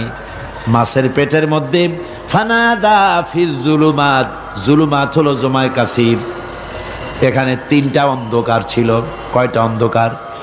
একটা হলো মাছের পেটের অন্ধকার, একটা হলো রাতের অন্ধকার, আরেকটা হলো পানির অন্ধকার। ত্রিবিধ অন্ধকারের ভিতর থেকে ইউনূস আলাইহিস সালাম হতাশ হয়ে যান নাই, তিনি চিৎকার মেরে আল্লাহরে ডাক দিলেন। আল্লাহ কয়, আমি ডাক শুনছি, কেউ তোমার ডাক শোনে নাই, আমি তোমার আরশের মালিক, আমি আল্লাহ শুনতে পেয়েছি। শুধু শুনি নাই, জবাবও দিয়া দিলাম। ফাস্তাজাবনা লাহু ওয়া নাজ্জাইনাহু মিনাল গাম্মি ওয়া কাযালিকা নুজিল মুমিনিন। পড়েন না সবাই, ফাস্তাজাবনা লাহু ওয়া নাজ্জাইনাহু মিনাল গাম্মি ওয়া কাযালিকা নুজিল মুমিনিন। আমি আল্লাহ পাক বলেন, আমি ইউনূসের ডাক শুনলাম, ডাকের জবাব দিয়া দিলাম, আর মাছের পেটের ভিতরে বেদনার সৃষ্টি করে দিলাম। মাছ এবার ভেসে উঠলো। মাছের আর এখন কোনো উপায় নাই বমি করা ছাড়া। মাছ কিনারায় চলে এলো, ইউনূসকে বমি করে ফেলে দিল। আল্লাহ কয়, শোনো দুনিয়ার মানুষেরা, শুধু ইউনূস আলাইহিস সালামকে নয়, ওয়া কাযালিকা, এইভাবে করে আমার মুমিন বান্দারা যদি বিপদে পড়ে আর আমারে ডাকে, আমি রব্বুল আলামিন এইরকম বিপদ দিয়া বাঁচাইয়া দেব। বিপদ থেকে বাঁচাবেন কে? সুতরাং গতকালকের মতো আবারও বলি, বিপদ আসতে পরে মুসলমানেরা মাজারে দৌড়ায় বেশি। কন নাউজুবিল্লাহ, জোরে কন নাউজুবিল্লাহ। বিপদ আসে আর মাজারে চলে যায়, যাইয়া সেখানে কাঁদে, মাজারের উপরে মাথা ঘা দিতে থাকে, পয়সা দেয়, মোনাজাত করে, কাঁদতে থাকে, মাজারওয়ালার কাছে বিপদ মুক্তি চায়। আহা, নাউজুবিল্লাহ পড়েন, আবারও কন নাউজুবিল্লাহ। বিশ্বাস করুন আমার ভাইরা, বিশ্বাস করুন, আল্লাহর কোরআন আমার হাতে। মাজারওয়ালার কাছে কানলে পরে ওই মাজারে যিনি শুয়ে আছেন, আল্লাহর কসম তার কোনো ক্ষমতা নাই আপনাকে বিপদ থেকে বাঁচাতে পারে। আছে ক্ষমতা? জোরে বলেন আছে? বিপদ থেকে বাঁচাবে কে? কে বাঁচাবে? আল্লাহ। আপনারা টাকা দেন আর ওই টাকাগুলি ওইখানে মাজারে বৈশা জনমের খাওয়া খায় মাজারের পাহারাদার এক শ্রেণীর পান্ডারা। টাকাগুলা মাথায় দেখবেন মাজার কেন্দ্র করে লাল লাল চাদর গায়, তারপরে শট, মাথায় জট, দাড়িতে জট, দাড়িতে জট আর মোষ। হায় রে মোষ! 6টা টর্চ লাইট দিয়েও যদি আপনি খোঁজেন মুখ তালাশ করে পাবেন না, এত মোষ সমানে গাঁজা খায় আপনার পয়সা দিয়ে, ধর্মের নামের ব্যবসা করে। যাই দেখেন মাজারগুলো, প্রত্যেকটা মাজারে 5টা 10টা লোক বসা আছে। ঘাট ধরে বের করে দাও আর বলো মাজারে বসে আছো কেন? মসজিদে যাও। কোথায় যাবে? কোথায় যাবে? মসজিদে। আল্লাহর থামো, আল্লাহর ওলিদের মাজার ঘেরাও করে রেখে দাও, যত্ন করে রেখে দাও। গরু, ছাগল, ভেড়া, হাবিজাবি কিছু যেন যেতে না পারে, যত্ন করে রাখো, সম্মান দিয়ে রাখো। কিন্তু তোমার ওখানে পাহারা দিতে বলছে কে? তুমি ওখানে বসে থাকো কেন? গুড় যেখানে পিঁপড়া সেখানে। পয়সা দেওয়া বন্ধ করে একটারও পাবেন না ওখানে, ঠিক কিনা কর?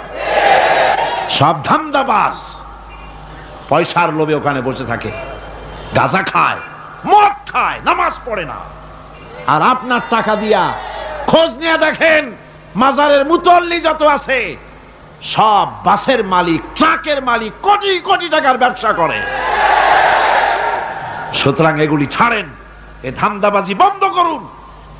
মাজারের সাথে কোনো সম্পর্ক নাই। মুসলমানের সম্পর্ক কেবল মসজিদের সাথে। কিসের সাথে? মসজিদের সাথে সম্পর্ক গড়ে। আমার বন্ধুগণ, বিপদ আসলে পরে কবরের কাছে যাওয়া নয়, বিপদ আসলে পরে মসজিদে যান, 2 রাকাত কাজায়ে হাজাতের নামাজ পড়েন। রাসূলুল্লাহ পড়েছেন, কাজায়ে হাজাতের নামাজ পড়েন, সেজদায় পড়ে গিয়ে আল্লাহর কাছে কান্দেন, আপনার বিপদ আল্লাহ রব্বুল আলামিন দূর করে দিবেন। আহারে, এমন আল্লাহরে থুইয়া কি যে বলবো, মানুষের যে কি হইছে। আমি সিলেটে দেখেছি শাহজালাল রহমতুল্লাহ আলাই, আল্লাহর ওলি, শাহ আমানত আল্লাহর ওলি, শাহ মাখদুম আল্লাহর ওলি। এই ওলিরা কোনোদিন বলে যায় নাই যে আমার মাজারে পাহারা দিয়ে তোমরা টাকা আদায় করো। বলছে কেউ? শাহজালাল রহমতুল্লাহ আলাইর মিশন কি ছিল আর এই পাগলেরা করে কি? হযরত শাহজালালের তরবারি আজও আছে। আমি তরবারি দেখেছি, দোধারি তরবারি হাতে নিয়ে এসেছেন। এক হাতে ছিল তরবারি আর এক হাতে ছিল আল্লাহর কোরআন। যখন সিলেটে ঢুকলেন, গৌর গোবিন্দ তার সব কিছু, তিনি আজান দেওয়ালেন। আজান শোনা মাত্র মূর্তিগুলো কাঁপতে লাগলো। গৌর গোবিন্দের কলজা গলার কাছে চলে আসছে, জিজ্ঞেস করছে ব্যাপারটা কি, এরকম হচ্ছে কেন? জ্যোতিষীরা বলল যবন এসেছে, মেলেচ্ছ এসেছে, আর উপায় নাই। শাহজালাল রহমতুল্লাহ আলাইহে তিনি বসলেন গেটের কাছে, এবার সব পালাচ্ছে। গৌর গোবিন্দ বলল সাপুরিয়াদের ডেকে যে আমারে একটা বাক্সের মধ্যে ভরিয়া সাপ বলে চালাই দিও। আমি সামনে পড়তে চাই না, ভয়তে কলজা গলার কাছে চলে আসছে শুধু আজান শুনে। এরপরে লোক সব চলে যাচ্ছে, উনি দেখতেছেন যাও যাও যাচ্ছে সব। তারপরে ঝুড়িতে করে যাচ্ছে সাপুরিয়ারা, তোমাদের মধ্যে কি সাপ, যাও যাও যাও। এরপরে বড় একটা বাক্স, ওইটার মধ্যে কি, কয় যে হুজুর আমরা সাপ খেলা দেখি, এর মধ্যে সাপ। নামাও, আমি সাপ খেলা দেখবো, নামাও ওটা। এরপরে বাক্স খুলছে, দেখে যে আসল সাপ বাইর হয়েছে। গৌর গোবিন্দ বলল যে আমার রাজত্ব ছেড়ে দিলাম, আমারে জানে বাঁচা। শাহজালাল রহমতুল্লাহ আলাইহি বললেন আমি তো মারতে আসি নাই, আমি তো হত্যাকাণ্ড করতে আসি নাই, আল্লাহর দ্বীনকে নিয়ে এসেছি। তিনি ক্ষমা করে দিলেন। সেই শাহজালাল রহমতুল্লাহ আলাইহির মাজারে লোকেরা বিভিন্ন জায়গা দিয়ে যায়, বাস ভরে ভরে যায়, যাইয়া চাদরের উপরে যাইয়া মাথা ঘা দিতে থাকে আর কাঁদতে থাকে। কতগুলো গজাল মাছ আছে, বিরাট বিরাট গজাল, গায়ে শ্যাতলা পড়ে গেছে, দেখলে মনে হয় যেন রিটায়ার্ড অফিসার, এরকম মোটা। ওগুলারে মুড়ি খাওয়ায়, কলজা খাওয়ায়। একটা কুয়া আছে, পানি এত পচা, কয় যে এইটার আর এক মুখ হলো জমজমের সাথে মিশানো। নাউজুবিল্লাহ। হায় রে মানুষ, মুসলমানের আকীদা হয় এত খারাপ, আকীদা বত্তর হয়ে গিয়েছে। এগুলি ধর্মের নামের ব্যবসা, এগুলি জোরে বলেন কি? এই ব্যবসা বন্ধ করতে হবে, এই ব্যবসা বন্ধ করতে হবে। এরা ধর্মের নামে লুটেরা, চাদর দিয়ে, আগরবাতি দিয়ে, মোমবাতি দিয়ে, সেজদা দিয়ে মুশরিক হয়ে যাচ্ছে, ইসলাম থেকে খারিজ হয়ে যাচ্ছে। আমার কাছে রিপোর্ট এসেছে প্রচন্ড ভিড়ে মানুষের কষ্ট হচ্ছে, তো কি করা যাবে? আমি বললাম ভিড়, আর আপনারা যদি ভিড় দেখতে চান তাহলে তো সব লোক দাঁড়ায় যাবে, আপনাদের তো দেখার দরকার নেই। একটু চেপে চেপে বসেন আর জোরে সোরে জিকির করেন, লা ইলাহা ইল্লাল্লাহ, লা ইলাহা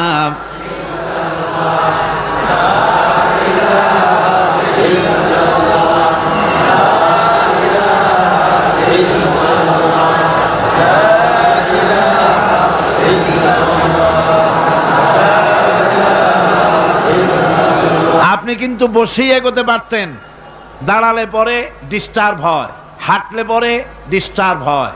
নিজের কপালটারে খারাপ করেন না, এত সুন্দর আল্লাহর কথা শোনা থেকে নিজেকে মাহরুম করতে চেষ্টা করেন না। নিজেও শোনেন, অপরকেও শুনতে দেন। বসেন, মাজা ব্যথা করবে না, আল্লাহ মাজা ব্যথা ভালো বানায় দেবে যত সময় বসবেন। কোন আলহামদুলিল্লাহ। আপনারা বসছেন যে জায়গাটায়, এটা বেহেশতের টুকরা। এটা কি? এরা প্যারেড ময়দান নয়। মাজালিসুল ইলম হিয়া রাউযাতুম মিন রিয়াদিল জান্নাহ। হযরত আলী বলেছেন, যেখানে ইলম চর্চা হয়, কোরআন আলোচনা হয়, হাদিস আলোচনা হয়, সেটা কোনো সাধারণ জায়গা না, সেটা জান্নাতের টুকরা হয়ে যায়। জোরে কোন সুবহানাল্লাহ। কাজী বেহেশত থেকে শয়তানের জন্য বাইর করিয়া না দেয়, সতর্ক থাকেন। শয়তান কি চায় যে আপনি সারাক্ষণ শোনেন? কি কোন চায়? চায় না। শয়তানের খপ্পরে পড়েন না, বসেন আর শোনেন। ইমানদার যখন বিপদে জর্জরিত হতে থাকে তখন সে ভেঙে পড়ে না, তখন অন্ধকারের, বিপদের অন্ধকার বিদীর্ণ করে আলোর এক প্রভা তার চোখের সামনে উদ্ভাসিত হয়ে ওঠে। সেটা কি? সেটা হলো আল্লাহ রাব্বুল আলামিনের বাণী, ফাইন্না মাআল উসরি ইউসরান, ইন্না মাআল উসরি ইউসরা। আল্লাহ পাক বলেন, জেনে রাখো, দুঃখ এবং কষ্টের সাথে রয়েছে সুযোগ আর সুবিধা, আর অসচ্ছলতার সাথে রয়েছে উদার সচ্ছলতা। জোরে কোন সুবহানাল্লাহ। কাজে ভয় পাওয়ার কারণ নাই, হতাশ হওয়ার কারণ নাই। মন আশায় বুক বেঁধে রাখো। গুনাহ করেছো, হতাশ হয়ো না। যুবকদের গুনাহ করা স্বাভাবিক। ইউনিভার্সিটির ছাত্র, কলেজের ছাত্র, প্রফেসর, শিক্ষক, অফিসার ঘুষ খেয়েছেন, জিনা করা হয়েছে, মদ খাওয়া হয়েছে, মিথ্যা কথা বলা হয়েছে, যাই কিছু করেন না কেন ভয় পাওয়ার কারণ নাই, নিরাশ হওয়ার কোনো দরকার নাই। আল্লাহ পাক ডেকে বলেছেন, কুল ইয়া ইবাদিয়াল্লাযীনা আসরাফু আলা আনফুসিহিম লা তাকনাতু মির রাহমাতিল্লাহ। আরে আমার আল্লাহর মতো এত ভালো আর কেউ আছে? এত দরদ আর কারো আছে? আমার আল্লাহ বলেন, ও নবী আপনি শুনায় দেন, হে আল্লাহর বান্দারা, তোমরা যারা নিজেদের উপরে বাড়াবাড়ি করেছো, নিজেদের উপরে জুলুম করেছো, অত্যাচার করেছো, আমি আল্লাহর রহমত থেকে নিরাশ হয়ে যেও না। মানুষ যদি অপরাধ করে, বাপের সাথে অপরাধ করেছে, মায়ের সাথে অপরাধ করেছে, মা বাবা সন্তানের চাইতে এত বড় কল্যাণকামী তো আর কেউ নাই, কিন্তু মা বাবা কোনোদিন বলে না আয় আমার ছেলে তোরে মাফ করে দেই, এরকম বলে নাকি? মন চায় ছেলে যদি মাপ চাইতো, খুশি হয়ে মাফ করে দিতাম, কিন্তু কেন যে আসে না, ডাকে না যে আয় মাফ করে দেই। মা বাপ আপনাকে এত ভালোবাসে, সেই মা বাপও আপনাকে বলে না যে আয় মাফ করে দেই। আমার আল্লাহ হচ্ছেন এমন আল্লাহ, আল্লাহ রাব্বুল আলামিন ডাকেন, এ বান্দা খুন করেছিস ফিরে আয়, জিনা করেছিস ফিরে আয়, হত্যা করেছিস ফিরে আয়, চুরি করেছিস ফিরে আয়, কুফরি করেছিস ফিরে আয়, সুদ খেয়েছিস, ঘুষ খেয়েছিস, মদ খেয়েছিস ফিরে আয়, এসে আমার দরবারে চোখের পানি ফেল, আমার দরবারে কাঁদাকাটি কর। ইন্নাল্লাহা ইয়াগফিরুয যুনুবা জামিআ ইন্নাহু হুয়াল গফুরুর রহিম। আমার দরবারে চোখের পানি ফেলে কাঁদ, আমি রব্বুল আলামিন জিন্দেগীর গুনাহ মাফ করে দেব। সুবহানাল্লাহ কোন, সুবহানাল্লাহ কোন। আমার কাছে কাঁদ, চোখের পানি ফেল। আল্লাহ রাব্বুল আলামিনের কাছে বান্দার দুইটা ফোঁটা বেশি প্রিয়। একটা হলো জিহাদের ময়দানে যে রক্ত ফোঁটা দেওয়া হয়, এটা আল্লাহর কাছে প্রিয়। আর আল্লাহর ভয়তে গুনার জন্য লজ্জা করে, অনুশোচনা করে বান্দা যখন চোখের পানি ছেড়ে দেয়, আল্লাহর কাছে এটা অত্যন্ত প্রিয়। নবীজি বলেছেন, বান্দা যখন গুনার ভয়তে, আল্লাহর ভয়তে, জাহান্নামের ভয়তে অনুশোচনা করে যখন চোখ দিয়া পানি ছেড়ে দেয়, ওই চোখের পানি নাকের অর্ধেক আসতে না আসতে আল্লাহ রব্বুল আলামিন বান্দারে মাফ করে দেন। আল্লাহ বরদাস্ত করতে পারেন না যে বান্দা কান্দু। আমার ভাইরা, আল্লাহ রহমত এই পৃথিবীতে, আল্লাহর রহমতকে 100 ভাগ করা হয়েছে। আল্লাহ রহমতের কত ভাগ? এই 100 ভাগের 1 ভাগ সারা পৃথিবীতে ছড়াই দেওয়া হয়েছে। আর 99 ভাগ কার কাছে?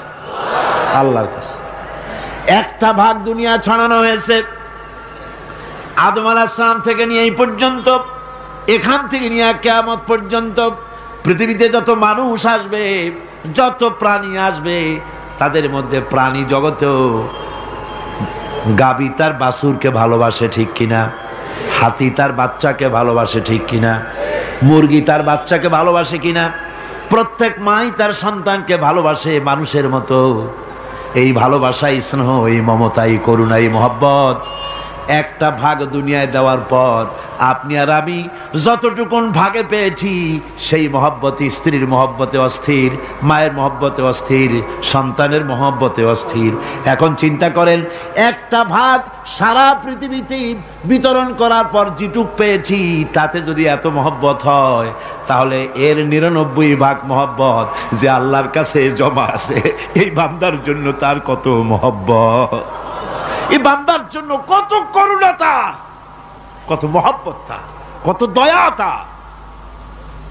এজন্য আল্লাহ রাব্বুল আলামিন বলেছেন, নাব্বি ইবাদি আন্নি আনাল গফুরুর রহিম। ও আমার নবী, সুসংবাদ দিয়ে দাও, বান্দাদেরকে শোনায় দাও যে আমি আল্লাহ তাআলা ক্ষমাশীল আর দয়াবান। হুজুর কাঁদতেছিলেন, হযরত ওমর রাদিয়াল্লাহু তাআলা আনহু এসে দেখেন হুজুর একা কাঁদতেছে। হুজুর জিজ্ঞেস করছেন, হযরত ওমর জিজ্ঞেস করলেন, হুজুর আপনি কাঁদেন কেন একা একা? হযরত ওমর বলেন, আমি যখন প্রশ্ন করলাম নবীজি বললেন, আমার কাছে কিছু আগে জিবরাইল এসেছিলেন, জিবরাইল এসে আমাকে বললেন আল্লাহ পাক বলেছেন, হে আমার নবী, ইসলামের ভিতরে থেকে যে সমস্ত মানুষগুলো ইসলামের ভিতরে থেকে চুল আর দাড়ি পাকায় দিছে, কিয়ামতের দিন এই লোকগুলারে আমি শাস্তি দিতে আমার শরম হবে। হযরত ওমর বলেন, হুজুর উম্মতের জন্য কত বড় খোশ খবর এটা, আর আপনি কাঁদতেছেন। হুজুর বলেন, ওমর তুমি জানো না আমার কান্নার কারণ ভিন্ন। আমার কান্নার কারণ হলো যে আল্লাহ রাব্বুল আলামিন কিয়ামতের দিন দাড়ি চুল পাকা বান্দারে শাস্তি দিতে শরম করবেন, সেই দাড়ি চুল পাকা বান্দাগুলি আল্লাহর সাথে নাফরমানি করতে শরম করে না।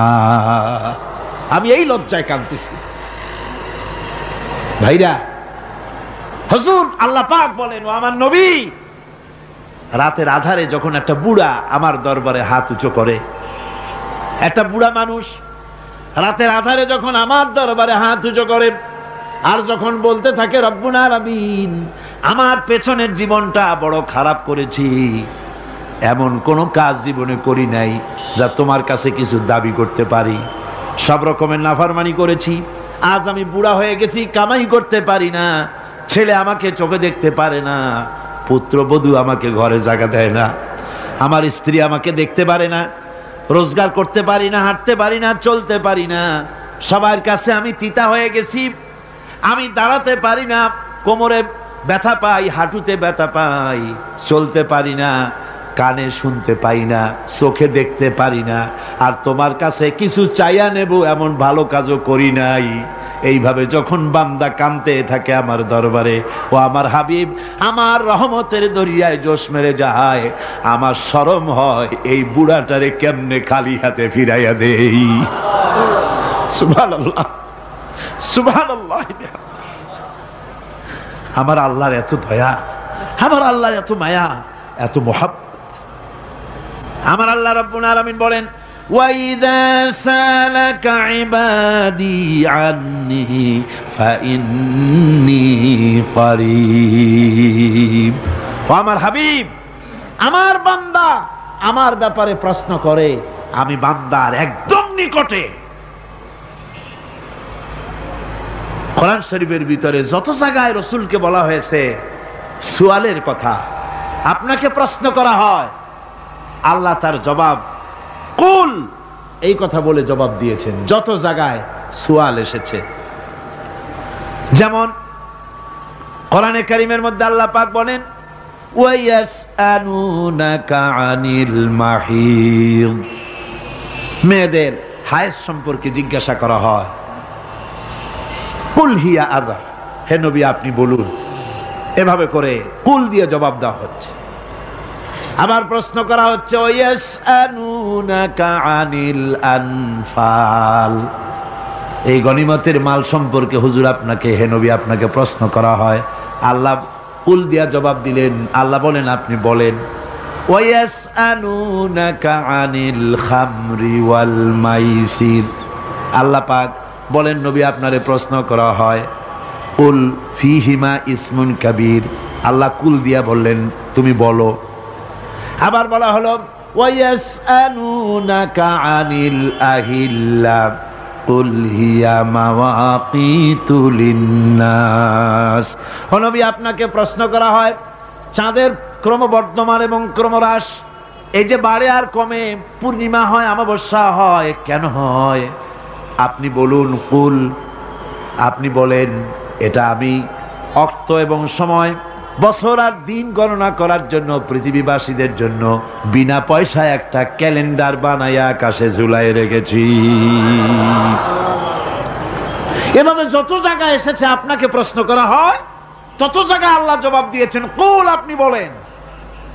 গোটা কোরআন শরীফের ভিতরে এই একটি মাত্র জায়গা যেখানে বলা হয়েছে আপনাকে প্রশ্ন করা হয়, আল্লাহ এখানে বলতে পারতেন কুল আপনি বলেন, আল্লাহ তোমাদের নিকটবর্তী, এভাবে জবাব হয় নাই। এটা কায়দাটা হলো এই, আল্লাহ বলতেছেন ওয়াইজা সালাকা ইবাদি, ও আমার নবী প্রশ্ন তো আমার বান্দারা আমার ব্যাপারে করেছে, এবার আপনার জবাবের কোনো দরকার নাই। প্রশ্ন আমার ব্যাপারে, আমি নিজে জবাব দিয়ে দেই, ফা ইন্নী কারীব। ও বান্দা, আমার ব্যাপারে প্রশ্ন করেছিস, জবাব আমি দেই, আমি তোর সবচাইতে বেশি নিকটে। সুবহানাল্লাহ। কত নিকটে? وَنَحْنُ أَقْرَبُ إِلَيْهِ مِنْ حَبْلِ الْوَرِيدِ। তোর যে রগ, এই শাহরগের চাইতেও আমি তোর বেশি কাছে। সুবহানাল্লাহ। আমারে ডাক, আমারে ডাক, কলিজা দিয়ে ডাক, অন্তর দিয়ে ডাক। মনের থেকে মানুষ যদি ডাকে, মুখের ডাক আর মনের ডাক এক জিনিস নয়। দিল সে जो बात निकलती है असर रखती है पर नहीं मगर ताकते परवाज रखती है। দিল থেকে যে কথা বেরোয় তা প্রভাব বিস্তার করে, ডানা নাই কিন্তু ওড়ার ক্ষমতা রাখে। মনের কথাই ভিন্ন। মন থেকে, দিল থেকে, কলিজা থেকে, অন্তরের গভীর কন্দর থেকে মোহাব্বতের সাথে কেউ যদি একবার বলে আল্লাহ, বলেন আল্লাহ, আল্লাহ, আল্লাহ। আল্লাহ রাব্বুল আলামিন বলেন, অন্তরের অন্তঃস্থল থেকে একটি বার যদি বান্দা বলেন আল্লাহ, আল্লাহ বলেন 70 বার সাড়া দিয়া জিজ্ঞেস করি, বান্দা কি চাও, আমি তোমার কাছে আসি। সুবহানাল্লাহ। আমি তোর একদম কাছে, কি চাস বল, বল আমার কাছে। এমন দয়াবান, এমন মেহেরবান, এমন আল্লাহ আমাদের। সে আল্লাহ রাব্বুল আলামিন তিনি বলছেন, وقال ربكم ادعوني استجب لكم। তোমাদের রব বলেছেন আমারে ডাকো, আমি আল্লাহ ডাকের সাড়া দিয়া দেব। সুবহানাল্লাহ। কারে ডাকতে হবে? কারে ডাকতে হবে? এই বিশাল জনসমুদ্র একযোগে চিল্লা এখন কারে ডাকতে হবে? কোন পীর সাহেবকে নয়, আল্লাহর কসম কোন খাজা বাবাকে নয়, ডাকতে হবে কারে? চিল্লা এখন কারে? ওয়াকালা রাব্বুকুম উদউনি। তোমার রব তোমাকে বলতেছে আমারে ডাকো, আস্তাজিব লাকুম, আমারে ডাকবে আমি সাড়া দিয়ে দেব। সুবহানাল্লাহ। আল্লাহকে ডাকেন। কি চাই আপনার বলেন, কি চাই? আল্লাহর কাছে চান, আল্লাহ দিয়ে দিবেন। যাওয়ার জায়গা আল্লাহর কাছে চাইবেন, আল্লাহ দিবেন। দেওয়ার জায়গা, চাওয়ার জায়গা হলো সেজদায় পড়ে যাবেন। আমার ভাইয়েরা, জায়গাটা চিনায় দিলাম। মাজারে যাওয়া লাগবে না, কবরে যাওয়া লাগবে না। 2 রাকাত নামাজ পড়ে সেজদায় পড়ে গিয়া যত বিপদ আছে, মুসিবত আছে, সেজদার মধ্যে চোখের পানি ছেড়ে দেন আর কেন্দে কেন্দে জীবনের কথা বলেন। আল্লাহ রাব্বুল আলামিন আপনার আওয়াজ শুনবেন আর দোয়া কবুল করে নিবেন। কামতে হবে আল্লাহর কাছে। কার কাছে? আল্লাহর কাছে। সুম্মা ইস্তাগফিরুল্লাহ। আর এরপরে সে যদি আমি আল্লাহর কাছে ক্ষমা চাই, ইয়াজিদিল্লাহ গাফুরার রহিমা, সে আমি আল্লাহকে গফুর এবং রহিম হিসাবে পাবে। সুবহানাল্লাহ। আল্লাহকে গফুর এবং রহিম হিসাবে পাওয়া যাবে। সব আল্লাহকে বলতে হবে, গুনাহ মাফ চাইতে হবে। এই জন্য হুজুর সাল্লাল্লাহু আলাইহি ওয়াসাল্লাম দৈনিক 100 বার তওবা পড়তেন। কোন হাদিসে আছে 70 বার, কোন হাদিসে আছে 100 বার তওবা পড়তেন। নামাজের পরে তো প্রত্যেক নামাজেই পড়তেন হুজুর। সালাম ফিরাতেন আর সাথে সাথে বলতেন আল্লাহু আকবার, আস্তাগফিরুল্লাহ, আস্তাগফিরুল্লাহ, আস্তাগফিরুল্লাহ। মনে থাকবে আপনাদের? মনে থাকবে? সালাম ফিরাইয়া কি বলবেন? না, সালাম ফিরাবার সাথে সাথে বলবেন আল্লাহু আকবার, তারপরে পড়বেন আস্তাগফিরুল্লাহ, আস্তাগফিরুল্লাহ, আস্তাগফিরুল্লাহ। তওবা পড়বেন। আল্লাহর কাছে সবসময় গুনাহ মাফ চাইতে থাকবেন, বিনীত থাকবেন। আল্লাহকে পাওয়া যাবে, তাকে রহিম হিসাবে পাওয়া যাবে। সুতরাং ঈমান বিল্লাহ, আল্লাহর প্রতি ঈমান আনলে পরে 4র্থ নম্বরের যে উপকারটা হবে সেটা হলো হতাশায় ভুগবে না, নিরাশায় ভুগবে না, আশায় বুক বেঁধে উঠবে। ঈমান মজবুত হবে, আল্লাহর কাছে মানুষ বিনয়ী হয়ে যাবে। এবার 5ম নম্বরের উপকার, আমি বলছিলাম ঈমান বিল্লাহ, আল্লাহর প্রতি ঈমান আনলে পরে অসংখ্য উপকার হয়, অসংখ্য বৈশিষ্ট্যের আছে। এর 6টা উপকারের কথা আমি বলবো। কয়টা? অসংখ্য উপকারের ভিতরে প্রধান 6টি উপকারের কথা বলবো। এর বললাম কয়টা? 4টে বলেছি। এবার বলো পঞ্চম উপকারের কথা। আল্লাহর প্রতি আপনি পূর্ব পশ্চিমে কতবার মুখ ঘোরালেন, এটাই কিন্তু আপনার আসল সৎ কাজ নয়। আসল সৎ কাজ হলো আল্লাহর প্রতি ঈমান আনা। এই ঈমানের ব্যাপারে 3টা দিন আমরা পার করে দিলাম, এখনো কথা শেষ হয় নাই। আল্লাহর প্রতি ঈমান আনলে পরে যে উপকারটা হবে 5ম নম্বরে, সেটা হলো কঠোর এবং কঠিন বিপদের ভিতরে বান্দার ভিতরে অবিচলতা এবং ধৈর্যেও সৃষ্টি হয়ে যাবে। আলহামদুলিল্লাহ। কঠিন বিপদ মুসিবত আসলে পরে সে অবিচল থাকবে। সারা দুনিয়ার বিপদ আপদ, শত্রুতা, দুঃখ, কষ্ট, মুসিবত, জুলুম, নির্যাতন সব কিছু পাহাড়ের মতো উঁচু হয়ে তাকে ঘিরে ফেলবে, কিন্তু তাকে এক চুলও নাড়াতে পারবে না। আলহামদুলিল্লাহ। সারা পৃথিবী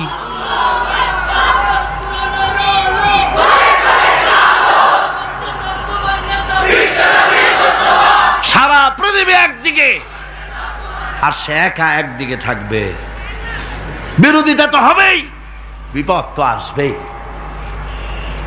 কবি বলতেছেন সাথে জাকা রহা হ্যায় আজল সে তা ইমরোজ, সাথে জাকা রহা হ্যায় আজল সে তা ইমরোজ, চরাগে মুস্তফাবি সে শরারে বুলহাবিস। সে আবহমান কাল থেকে শুরু করে মুস্তাফা সাল্লাল্লাহু আলাইহি ওয়াসাল্লামের দীপ শিখার সাথে আবু জাহেল, আবু লাহাবের অগ্নিস্ফুলিঙ্গের টক্কর লেগেই আছে। রাসূলুল্লাহর আল্লাহর দেওয়া এই বিধান, এই দ্বীনের বাতিটা টিম টিম করে জ্বলেছে। আর গোরকি, টর্নেডো, হাজার হাজার মাইল বেগে হ্যারিকেন এসেছে, গোরকি এসেছে, টর্নেডো এসেছে, টাইফুন এসেছে, কিন্তু এই আলো নিভাইতে পারে নাই। সুবহানাল্লাহ। এই আলো নিভাতে পারে নাই। এ শত্রুতা চিরকালের, নিভাতে পারবে না। কারণ হচ্ছে আল্লাহ রাব্বুল আলামিন বলেছেন ইউরিদুনা লিইউতফিউ নূরাল্লাহি বিআফওয়াহিহিম ওয়াল্লাহু মুতিম্মু নূরিহি ওয়ালাউ কারিহাল কাফিরুন। ওরা চায় মুখের ফু দিয়ে আমার আলোকে নিভিয়ে দেবে, কিন্তু আমি আমার আলোকে পূর্ণতা দান করব। তাতে কাফের বেঈমানদের কলজায় যত জ্বালা যন্ত্রণা হোক, আমার দ্বীন কেউ মিটাই দিতে পারবে না। সুবহানাল্লাহ। সুতরাং বিপদে অবিচলতা আসবে, সে অটল হবে, মজবুত হবে। কোরআনে কারীম বলতেছে ওয়া কাযালিকা জাআলনা লিকুল্লি নাবিয়্যিন আদুওয়াম মিনাল মুজরিমিন। এই পৃথিবীতে এমনি করে আমি সকল নবীদের শত্রু বানিয়েছি, সব পাপিষ্ঠ অপরাধীদেরকে। নবীদের সাথে বিরোধিতা করেছে কারা? পাপিষ্ঠরা, অপরাধীরা। আজও খুঁজে দেখেন, আজও ইসলামী আন্দোলনের বিরোধিতা যারা করে সবগুলি কি? পাপিষ্ঠ। সত্য কিনা কর? ইসলামী আন্দোলনের বিরোধিতা যারা করে হিসাব করেন, চোখ দিয়ে তাকায় দেখেন, খুঁজে দেখেন তাদের নামগুলি। মদখোর, জিনাকার, বদমাশ, চোর, হাইজাকার, বেনামাজি, লুটেরা, মিথ্যাবাদী, সবচাইতে সমাজের নিকৃষ্ট লোকগুলি ইসলামের বিরোধিতা করে।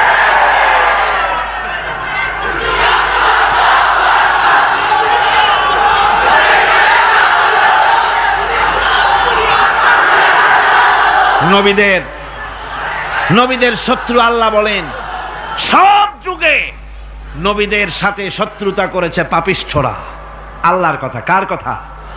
সকল যুগে নবীদের সাথে শত্রুতা করেছে পাপিষ্ঠরা, নিকৃষ্ট ধরনের অপরাধীরা। সুতরাং নবী রাসূলদের অবস্থা যখন এই, তখন দ্বীনের দাওয়াত যারাই দেবে তাদের কিসমত এরকম হবেই। এই বাধার মোকাবেলা তাদেরও করতে হবে। এই যে বাধাটা আসে, এই যে মারে, অপরাধ কি? অপরাধ কি এই যে তারা চোর বা ডাকাত যাদের মারা হয়? আল্লাহ রাব্বুল আলামিন বলেন অপরাধ হলো ওয়ামা নাকামু মিনহুম ইল্লা আইয়ুমিনু বিল্লাহিল আজিজিল হামিদ। অপরাধ হচ্ছে ইমানদার লোকদের উপরে নির্যাতন চালিয়েছে, অন্য কোনো কারণে নয়, কারণ একটাই, তারা আল্লাহর জমিনে আল্লাহর দ্বীন প্রতিষ্ঠা করতে চেয়েছে, আর কোনো অপরাধ না। জমিন আল্লাহর, জমিন কার? এই বিশাল জনসমুদ্র গর্জে উঠুন একযোগে বলুন জমিন কার? আইন চলবে কার? এখানেই সংঘর্ষ বেঁধেছে আবহমান কাল ধরে। মানুষ অত্যাচারিত হয়েছে, সাহাবায়ে কেরাম অত্যাচারিত হয়েছেন। বুখারী শরীফের হাদিসে এসেছে রাসূল করিম সাল্লাল্লাহু আলাইহি ওয়াসাল্লামের কাছে হযরতে খাব্বাব গিয়ে উপস্থিত হয়েছিলেন। হযরতে খাব্বাব বলেন, হাদিসটা এভাবে লেখা হয়েছে বুখারীতে, ওয়ান খাব্বাব বিন আরিদ রাদিয়াল্লাহু তাআলা আনহু قال شكونا إلى رسول الله صلى الله عليه وسلم وهو متوسد بردة له في ظل الكعبة। রাসূলুল্লাহর কাছে গেলাম, কাবা শরীফের কাছে গিয়ে দেখি নবীজি একটা চাদর গায়ে দিয়ে তিনি আরাম ফরমাচ্ছিলেন কাবা শরীফের ছায়ায়। সেখানে গিয়ে বললাম, আলা তাস্তানসিরু লানা আলা তাদউ লানা ইয়া রাসূলুল্লাহ, হে আল্লাহর রাসূল, আপনি কি আমাদের জন্য আল্লাহর কাছে দোয়া চাইবেন না? আপনি কি আল্লাহর কাছে আমাদের জন্য সাহায্য চাইবেন না? আমাদের লোকগুলিকে, মুসলমানগুলিকে মারতে মারতে তো শেষ করে ফেলে দিল। তারা আমাদের সুমাইয়াকে মারলো, আমাদের খাব্বাবকে উটের সাথে পায়ের দড়ি লাগায় টানলো, আমাদের খোবায়েবকে তারা আগুনের উপরে চিৎ করে শোয়ায় রাখলো, না খায় রাখতেছে, মারতেছে, কষ্টে তো শেষ হয়ে গেলাম। হুজুর আপনি কি আমাদের জন্য দোয়া করবেন না? হাদিস শরীফে এসেছে নবীজি উঠে বসলেন সোজা হয়ে। নবীজি বলেন, ও আমার সাহাবী, ও খাব্বাব শোনো, তোমাদের আগে এই পৃথিবীতে যারা দ্বীনের দাওয়াত দিতে এসেছিলেন তাদেরকে সমকালীন রাষ্ট্রশক্তি, সমাজ শক্তি তাদেরকে ধরতো, ফায়ু খাজুর রাজুলো, তাদেরকে তারা ধরতো, ফায়ুহফারু লাহু ফিল আরদ, আর তার জন্য জমিনের ভিতরে কবর বানাইতো। ওই কবর ফায়ু জালু ফিহা, ওই কবরের ভিতরে তাকে কোমর পর্যন্ত গেড়ে দিত। সুম্মা ইউতা বিল মানসার, এরপরে করাত আনতো, ফায়ুদাউ আলা রাসিহি, এরপরে ওই করাত তার মাথার উপরে রাখতো, ফায়ুজালু নিসফাইন, এরপরে করাত দিয়া চিরে জীবিত মানুষটারে দ্বিখণ্ডিত করে ফেলে দিত। মা ইয়াসুদ্দুহু যালিকা আন দীনিহি, ও আমার খাব্বাব, এত কষ্ট দেওয়ার পরেও সেই যুগের কোন মুসলমানকে, দ্বীনের দায়ীদেরকে আল্লাহর দ্বীন থেকে এক চুলো তারা সরাই দিতে পারে নাই, এক চুলো সরাতে পারে নাই। ওয়াল্লাহি, ও খাব্বাব, আমি আমার আল্লাহর নামে কসম করে বলছি, লা ইউতাম্মান্নাল্লাহু হাযাল আমরা হাত্তা ইয়াসিরার রাকিবু মিন সানা ইলা হাযরামাউত। আমি কসম করে বলি আল্লাহ রাব্বুল আলামিনের, এই সানা থেকে হাযরামাউত পর্যন্ত লোকেরা যাতায়াত করবে, সুন্দরী রমণীরা গমন করবে, সদাগরেরা যাতায়াত করবে, টাকা নিয়া পয়সা নিয়া যাতায়াত করবে। তাদের মনের মধ্যে লুটের ভয়, টাকার ভয়, চুরির ভয়, ডাকাতির ভয়, জেনার ভয়, হত্যার ভয়, ধর্ষণের ভয়, কোনো ভয় থাকবে না। লা ইয়াখাফু ইল্লাল্লাহ, আল্লাহ ছাড়া কোনো ভয় থাকবে না। এমন একটা সমাজ, এমন একটা সময় আসবে, ওয়ালাকিন্নাকুম তাস্তাজিলুন, অথচ খুব তাড়াহুড়ো তোমরা করতেছো। তাড়াহুড়ো করো না, সময় আসবে ইনশাআল্লাহ। আর সে সময় আসছিল মদিনায়, আসে নাই? আসে নাই? সুতরাং আজও চট্টগ্রামের এই বিশাল জনসমুদ্রকে বলতে চাই, নির্যাতন, স্বৈরাচার, জুলুম, অত্যাচার, হত্যাকাণ্ড যা কিছু ঘটতেছে, ধৈর্য ধরুন, আন্দোলনে শরীক হন, জান বাজি রাখুন। এ বাংলাদেশেও আগামী যে পার্লামেন্ট হবে, আগামী জাতীয় নির্বাচনে যে পার্লামেন্ট তৈরি হবে, ইনশাআল্লাহ সেই পার্লামেন্ট হবে কোরআনের পার্লামেন্ট ইনশাআল্লাহ।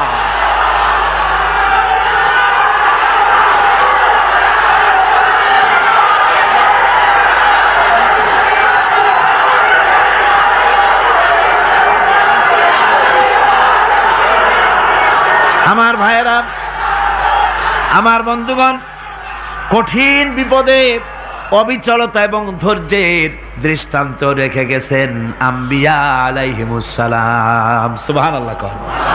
কঠিন বিপদে অবিচলতা, দৃঢ়তা, ধৈর্য কারে বলে, তার দৃষ্টান্ত কারা রেখেছেন?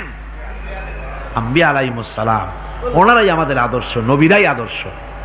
সাহাবায়ে কেরাম রিদওয়ানুল্লাহ তাআলা আলাইহিম আজমাইন আমাদের আদর্শ।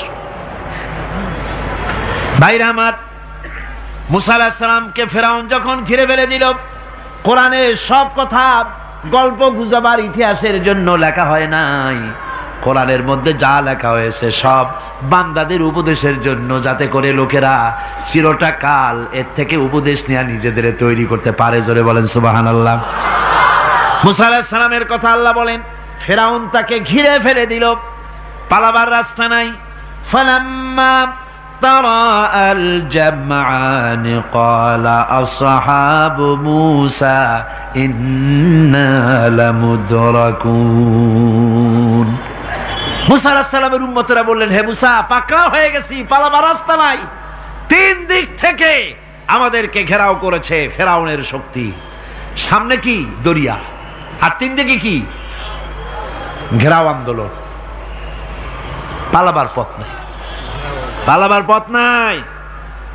সারাশি আক্রমণ, ঘেরাও আন্দোলন। এই যে ঘেরাওটাও তো আজকে নতুন নাই, ঘেরাও আসছে অনেক আগের থেকে। আসলে কথা বুঝতে পেরেছে? মাইক না থাকলে আমি কি করবো কন? আজকে এরকম হচ্ছে কেন? আগামীকাল ঠিক হবে ইনশাআল্লাহ, রাগ করেন না। গান হচ্ছে, বসেন বসেন। শয়তান ঢুকছে মাইকের মধ্যে। অনেক সময় হয় কি, মাইকের হাই পাওয়ারের যে মেশিন আছে, এর ভিতরে ইথার থেকে রেডিওর ওই গানগুলি ওর মধ্যে ঢুকে পড়ে। কথা বুঝতে পেরেছেন? এই জন্য শয়তান তো আর বসে থাকে না, ওরও তো কিছু করার আছে। ধৈর্য ধরেন, ধৈর্য ধরেন। কালকে অপারেটরদেরকে মাওলানা শামসুদ্দিন সাহেবের কাছে অনুরোধ করব, অপারেটর একটু ভালো করে হেদায়েত করে দেবেন মাইকে। আজকে আমার নিজেরও কষ্ট হচ্ছে, আমিও বুঝতে পারছি না যে আমার কথাগুলি কি আওয়াজে বেরোচ্ছে, যার জন্য আমাকে বেশি চিল্লাইতে হচ্ছে। বক্তাকে কি লাউডে তার কথা বেরোচ্ছে তা তার কানে আসতে হয়, তাহলে বোঝা যায় যে আমার কথাগুলি কিভাবে বেরোচ্ছে। এটা এই অবস্থায় সিচুয়েশন আজকে নাই, এবং লোকেরাও মাইকের ব্যাপারে আজকে অভিযোগ করেছে, যা বিগত 16 বছরে করে নাই। সেটের ব্যাপারে কোথাও কোনো অসুবিধা হয়েছে? মাইকটা ভালো, এবং মাইক যারা দেন প্রতি বছর খেদমত করে, আল্লাহ তাদের প্রতি রহম করুন। সবাই বলেন আমিন। এদেরকে রাগ করে পথে পাই আবার মারধর করেন না। সিলেটের যে তাফসির মাহফিল হয়, বিগত 19 বছর তাফসির করেছি একটানা, এবার 20 বছর পুরো হবে ইনশাআল্লাহ। সিলেটে একটানা 20 বছর তাফসির করতেছি সেখানে। তো মাইক যে একটা লোক বিনা পয়সায় মাইক দেয়, মাইকের ভাড়া সে নেয় না। তাফসিরের মাহফিলের মাইকের ভাড়া নেয় না। যে বছর এরশাদ সরকার আমাকে প্লেন থেকে নামতে দিল না, আপনাদের মনে আছে? সিলেট থেকে ফিরাই দিল। এই খবরটা মাইকম্যান যখন শুনেছে যে আমাকে নামতে দেয় নাই, ফিরাই দেওয়া হয়েছে, সাথে সাথে স্ট্রোক করেছে, হার্ট ফেল করে দুনিয়া থেকে বিদায় হয়ে গিয়েছে। সিলেটে তাফসির হতে পারবে না এই কথা সে বরদাস্ত করতে পারে নাই। আমি কেঁদেছি আর দোয়া করেছি, আল্লাহ, কোরআনের মহব্বতে লোকটার এই অবস্থা হলো, তোমার জান্নাত তুমি দয়া করে তাকে দান করে দিও। কাজে কোনো ব্যবসায়ী চায় না যে তার ব্যবসাটা খারাপ হোক, লোকেরা মন্দ বলুক। এ মাইকের ব্যাপারে আপনারা আজকে রাগারাগ করেন না, যা হয়েছে কালকে ভালো হবে ইনশাআল্লাহ। সবাই বলেন ইনশাআল্লাহ। এখন চলেন আমরা ফেরাউনের অবস্থা দেখি গিয়া কি করতেছে ফেরাউন।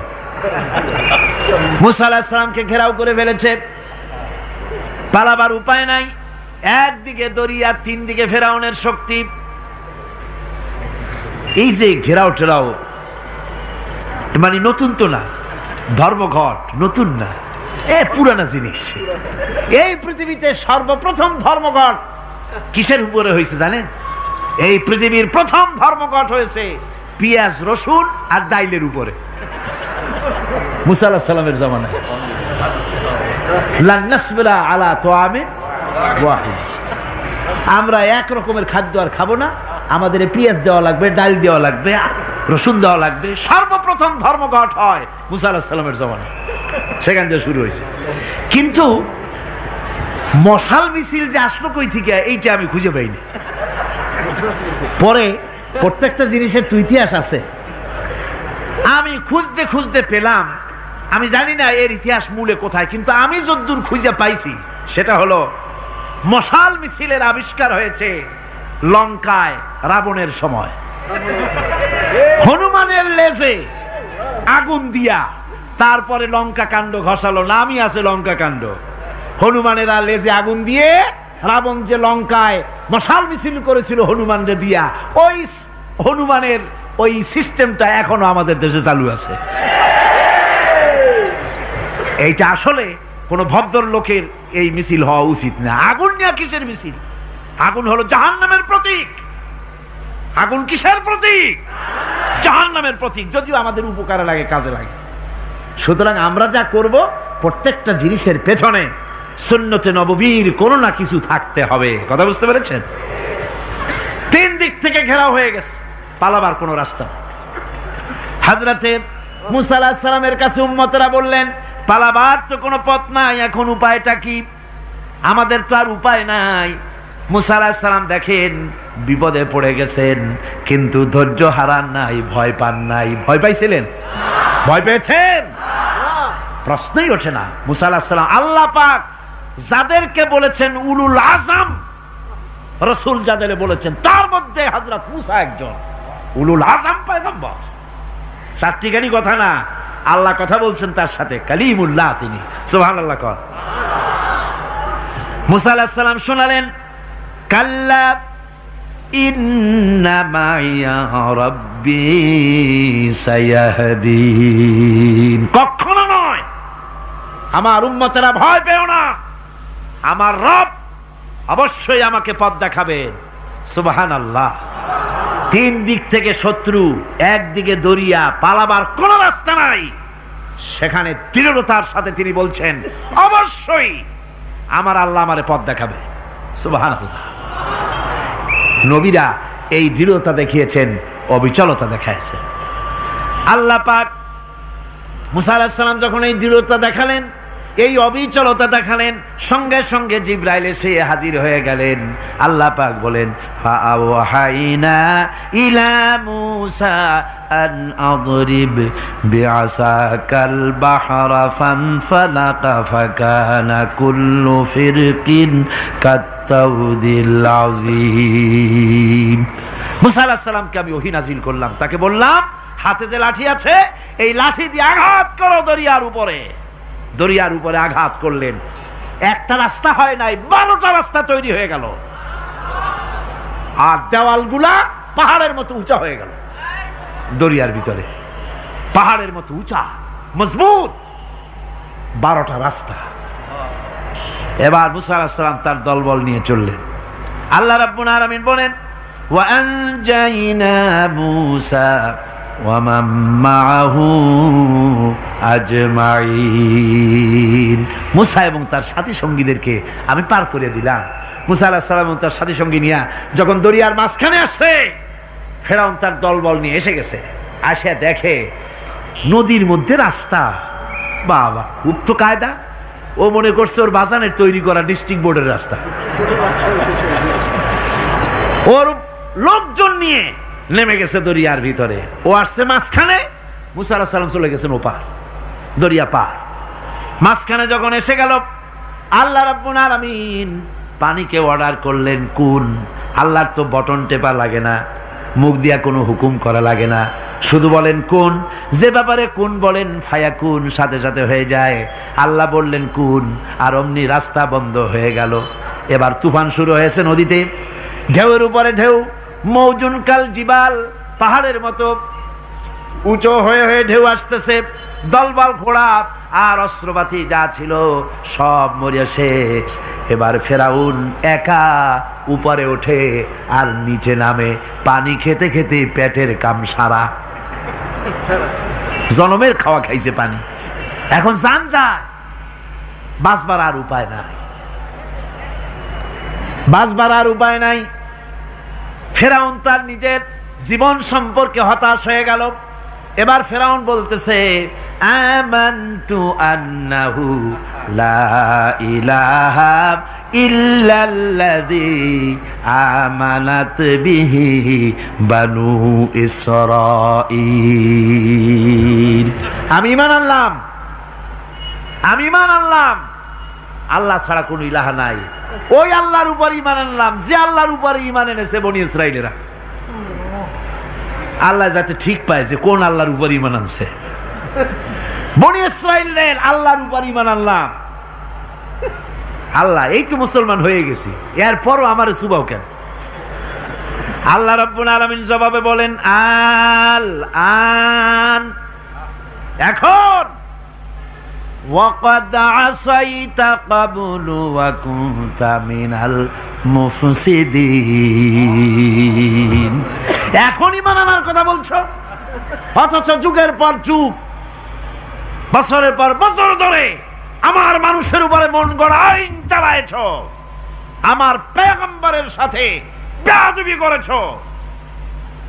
আজ তোমাকে আমি ছাড়ছি না, তোমাকে আজকে ছেড়ে দেব না, আমি তোমাকে মারব।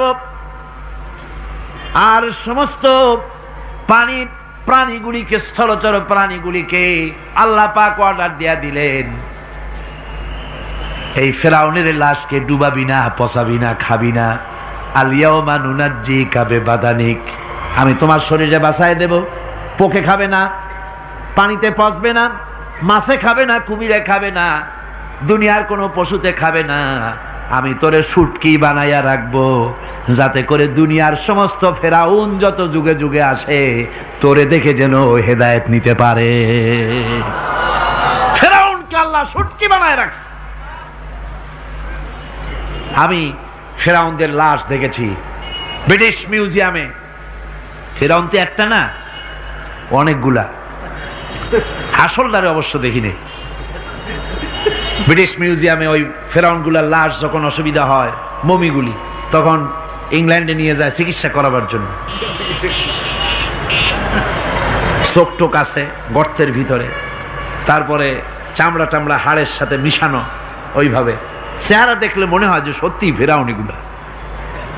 আর ব্রিটিশের কাম মিশর থেকে না আনছে এমন কোনো জিনিস নাই। আমি সেইখানে এক বক্তৃতায় বলছিলাম, আপনারা এদের এখন সভ্য, এদের এখন ভদ্র, এরা হলো ইন্টারন্যাশনাল চোর। ওরা সারা দুনিয়া চুরি করেছে। লন্ডনে বক্তৃতা করেছি, সারাটা দুনিয়া চুরি করছে, আমাদের দেশকে শোষণ করেছে। এই বিশাল ভূভাগকে শোষণ করে ইংল্যান্ডের দ্বীপটাকে তারা সাজাইছে। তারা ময়ূর সিংহাসনের, শাহজাহানের ময়ূর সিংহাসনের ময়ূরের বাম চোখে কোহিনূর মণি লাগাইছিলেন। শাহজাহান ময়ূরের ডান চোখে কোহিনূর মণি লাগায় নাই। কোহিনূর মণির অনেক দাম, আমি দেখে এসেছি মণি। এখন সেটা কুইন এলিজাবেথের মুকুটে শোভা পাচ্ছে। সেই মণি এমনি বলে প্রবাদে, 7 রাজার ধন এক মাণিক্য, বলেন এরকম, অনেক দাম। শাহজাহান দেখালেন, আমি মুসলমান, আমার কাছে এটার দাম নাই, এই জন্য ময়ূরের ডান চোখে লাগালাম না, বাম চোখে লাগাই দিলাম। এইটারে চুরি করছে। তারপরে মিশর থেকে, মিশরের মমি চুরি করেছে, জুতা চুরি করছে, ছাতি চুরি করছে, পিসা চুরি করেছে। আমি বললাম, এগুলা কি ভদ্রলোক নাকি? এরা জুতা চোর, পিসা চোর, লাঠি চোর, সব চুরি করেছে। যাই দেখেন ব্রিটিশ মিউজিয়ামের মধ্যে সব দুনিয়ার চুরি করা জিনিস নিয়ে তারা মানুষকে দেখাইয়া পয়সা উপার্জন করছে। টিপু সুলতানের তরবারিটা পর্যন্ত চুরি করেছে।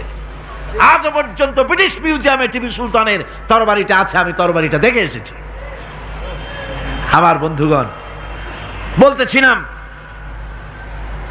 যে পৃথিবীতে আল্লাহ রাব্বুল আলামিন নবীরা তাদের চরিত্র দিয়ে বিপদের মোকাবেলা করে, দুনিয়ার সামনে কঠিন বিপদের মোকাবেলা করে অবিচলতা, দৃঢ়তা দেখায় গেছেন যে কেমন করে এই পৃথিবীতে বিপদের সামনে মোকাবেলা করতে হয়।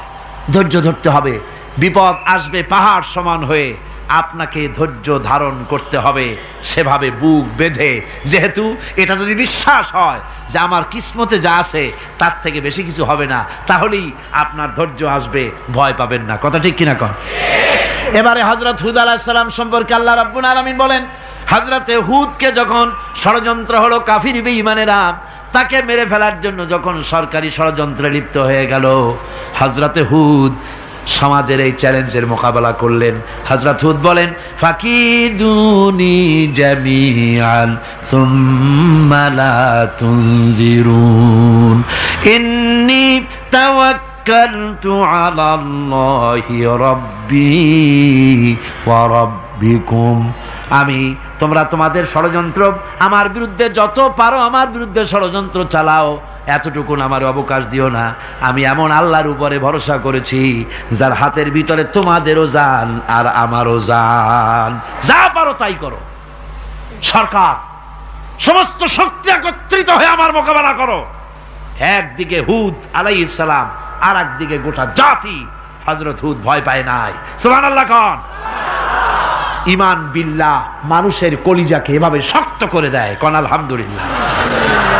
এবারে এই বিপদের, কঠিন বিপদের মোকাবেলা করে আমার রাসূল যে প্রমাণ দিয়া গেলেন, আমার রাসূল যে কঠিন বিপদের মোকাবেলা করলেন, ভাইরা আমার, হিজরতের রাতে সওর পাহাড়ের ভিতরে যখন তিনি আশ্রয় নিলেন, হযরতে আবু বকরের সাথে ছিলেন।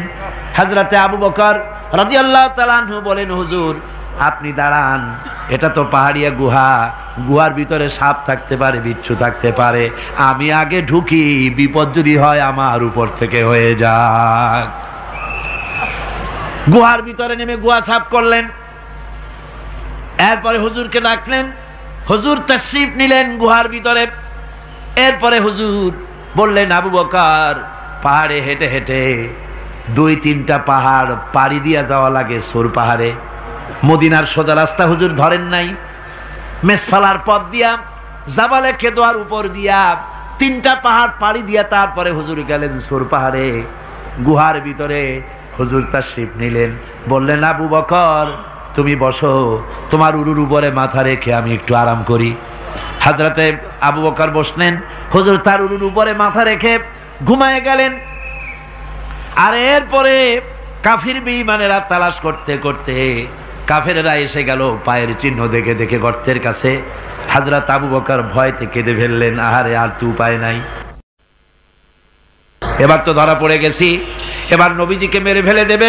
নবীর মহব্বতে, নিজের মহব্বতে নয়, নবীর মহব্বতে কাঁদতেছিলেন। হুজুর বলেন, হুজুরের ঘুম ভেঙে গেল। বলো, আবু বকর কাঁদো কেন? ছেলের কথা, মেয়ের কথা, বিবির কথা, বাড়ির কথা মনে পড়লো নাকি?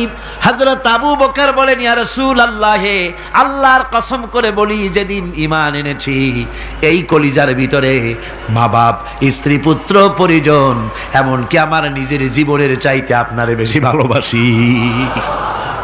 তা কান্দো কেন? কান্দো কেন? হযরত আবু বকর বলেন, হুজুর ধরা পড়ে গেছি, কাফেররা এসে গেছে গর্তের কাছে, তাকালি আমাদের দেখতে পাবে, আমরা তো মাইনরিটি, ওরা তো মেজরিটি, আমরা তো ধরে মারি ফেলাই, আপনাকে মেরে ফেলে দেবে, এই জন্য কাঁদি।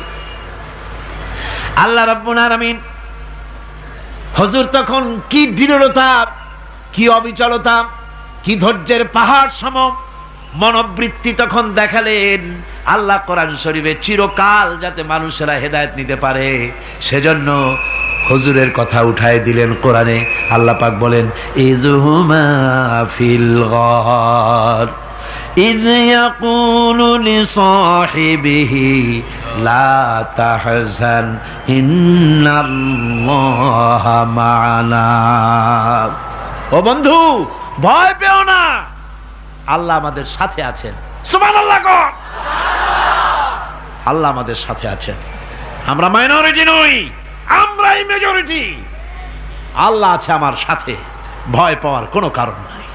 সুবহানাল্লাহ। আল্লাহ পাক বলেন, فأنزل الله سكينته عليه وأيده بجنود لم تروها। আমি এদের অন্তরের ভিতরে আমি শান্তি নাজিল করে দিলাম, প্রশান্তি দিয়া দিলাম, আর আমি সাহায্য করলাম, আর এমন সব সৈন্য পাঠায় দিলাম যে সৈন্যগুলি তোমরা দেখতে পাও নাই। সুবহানাল্লাহ ওয়া বিহামদিহি।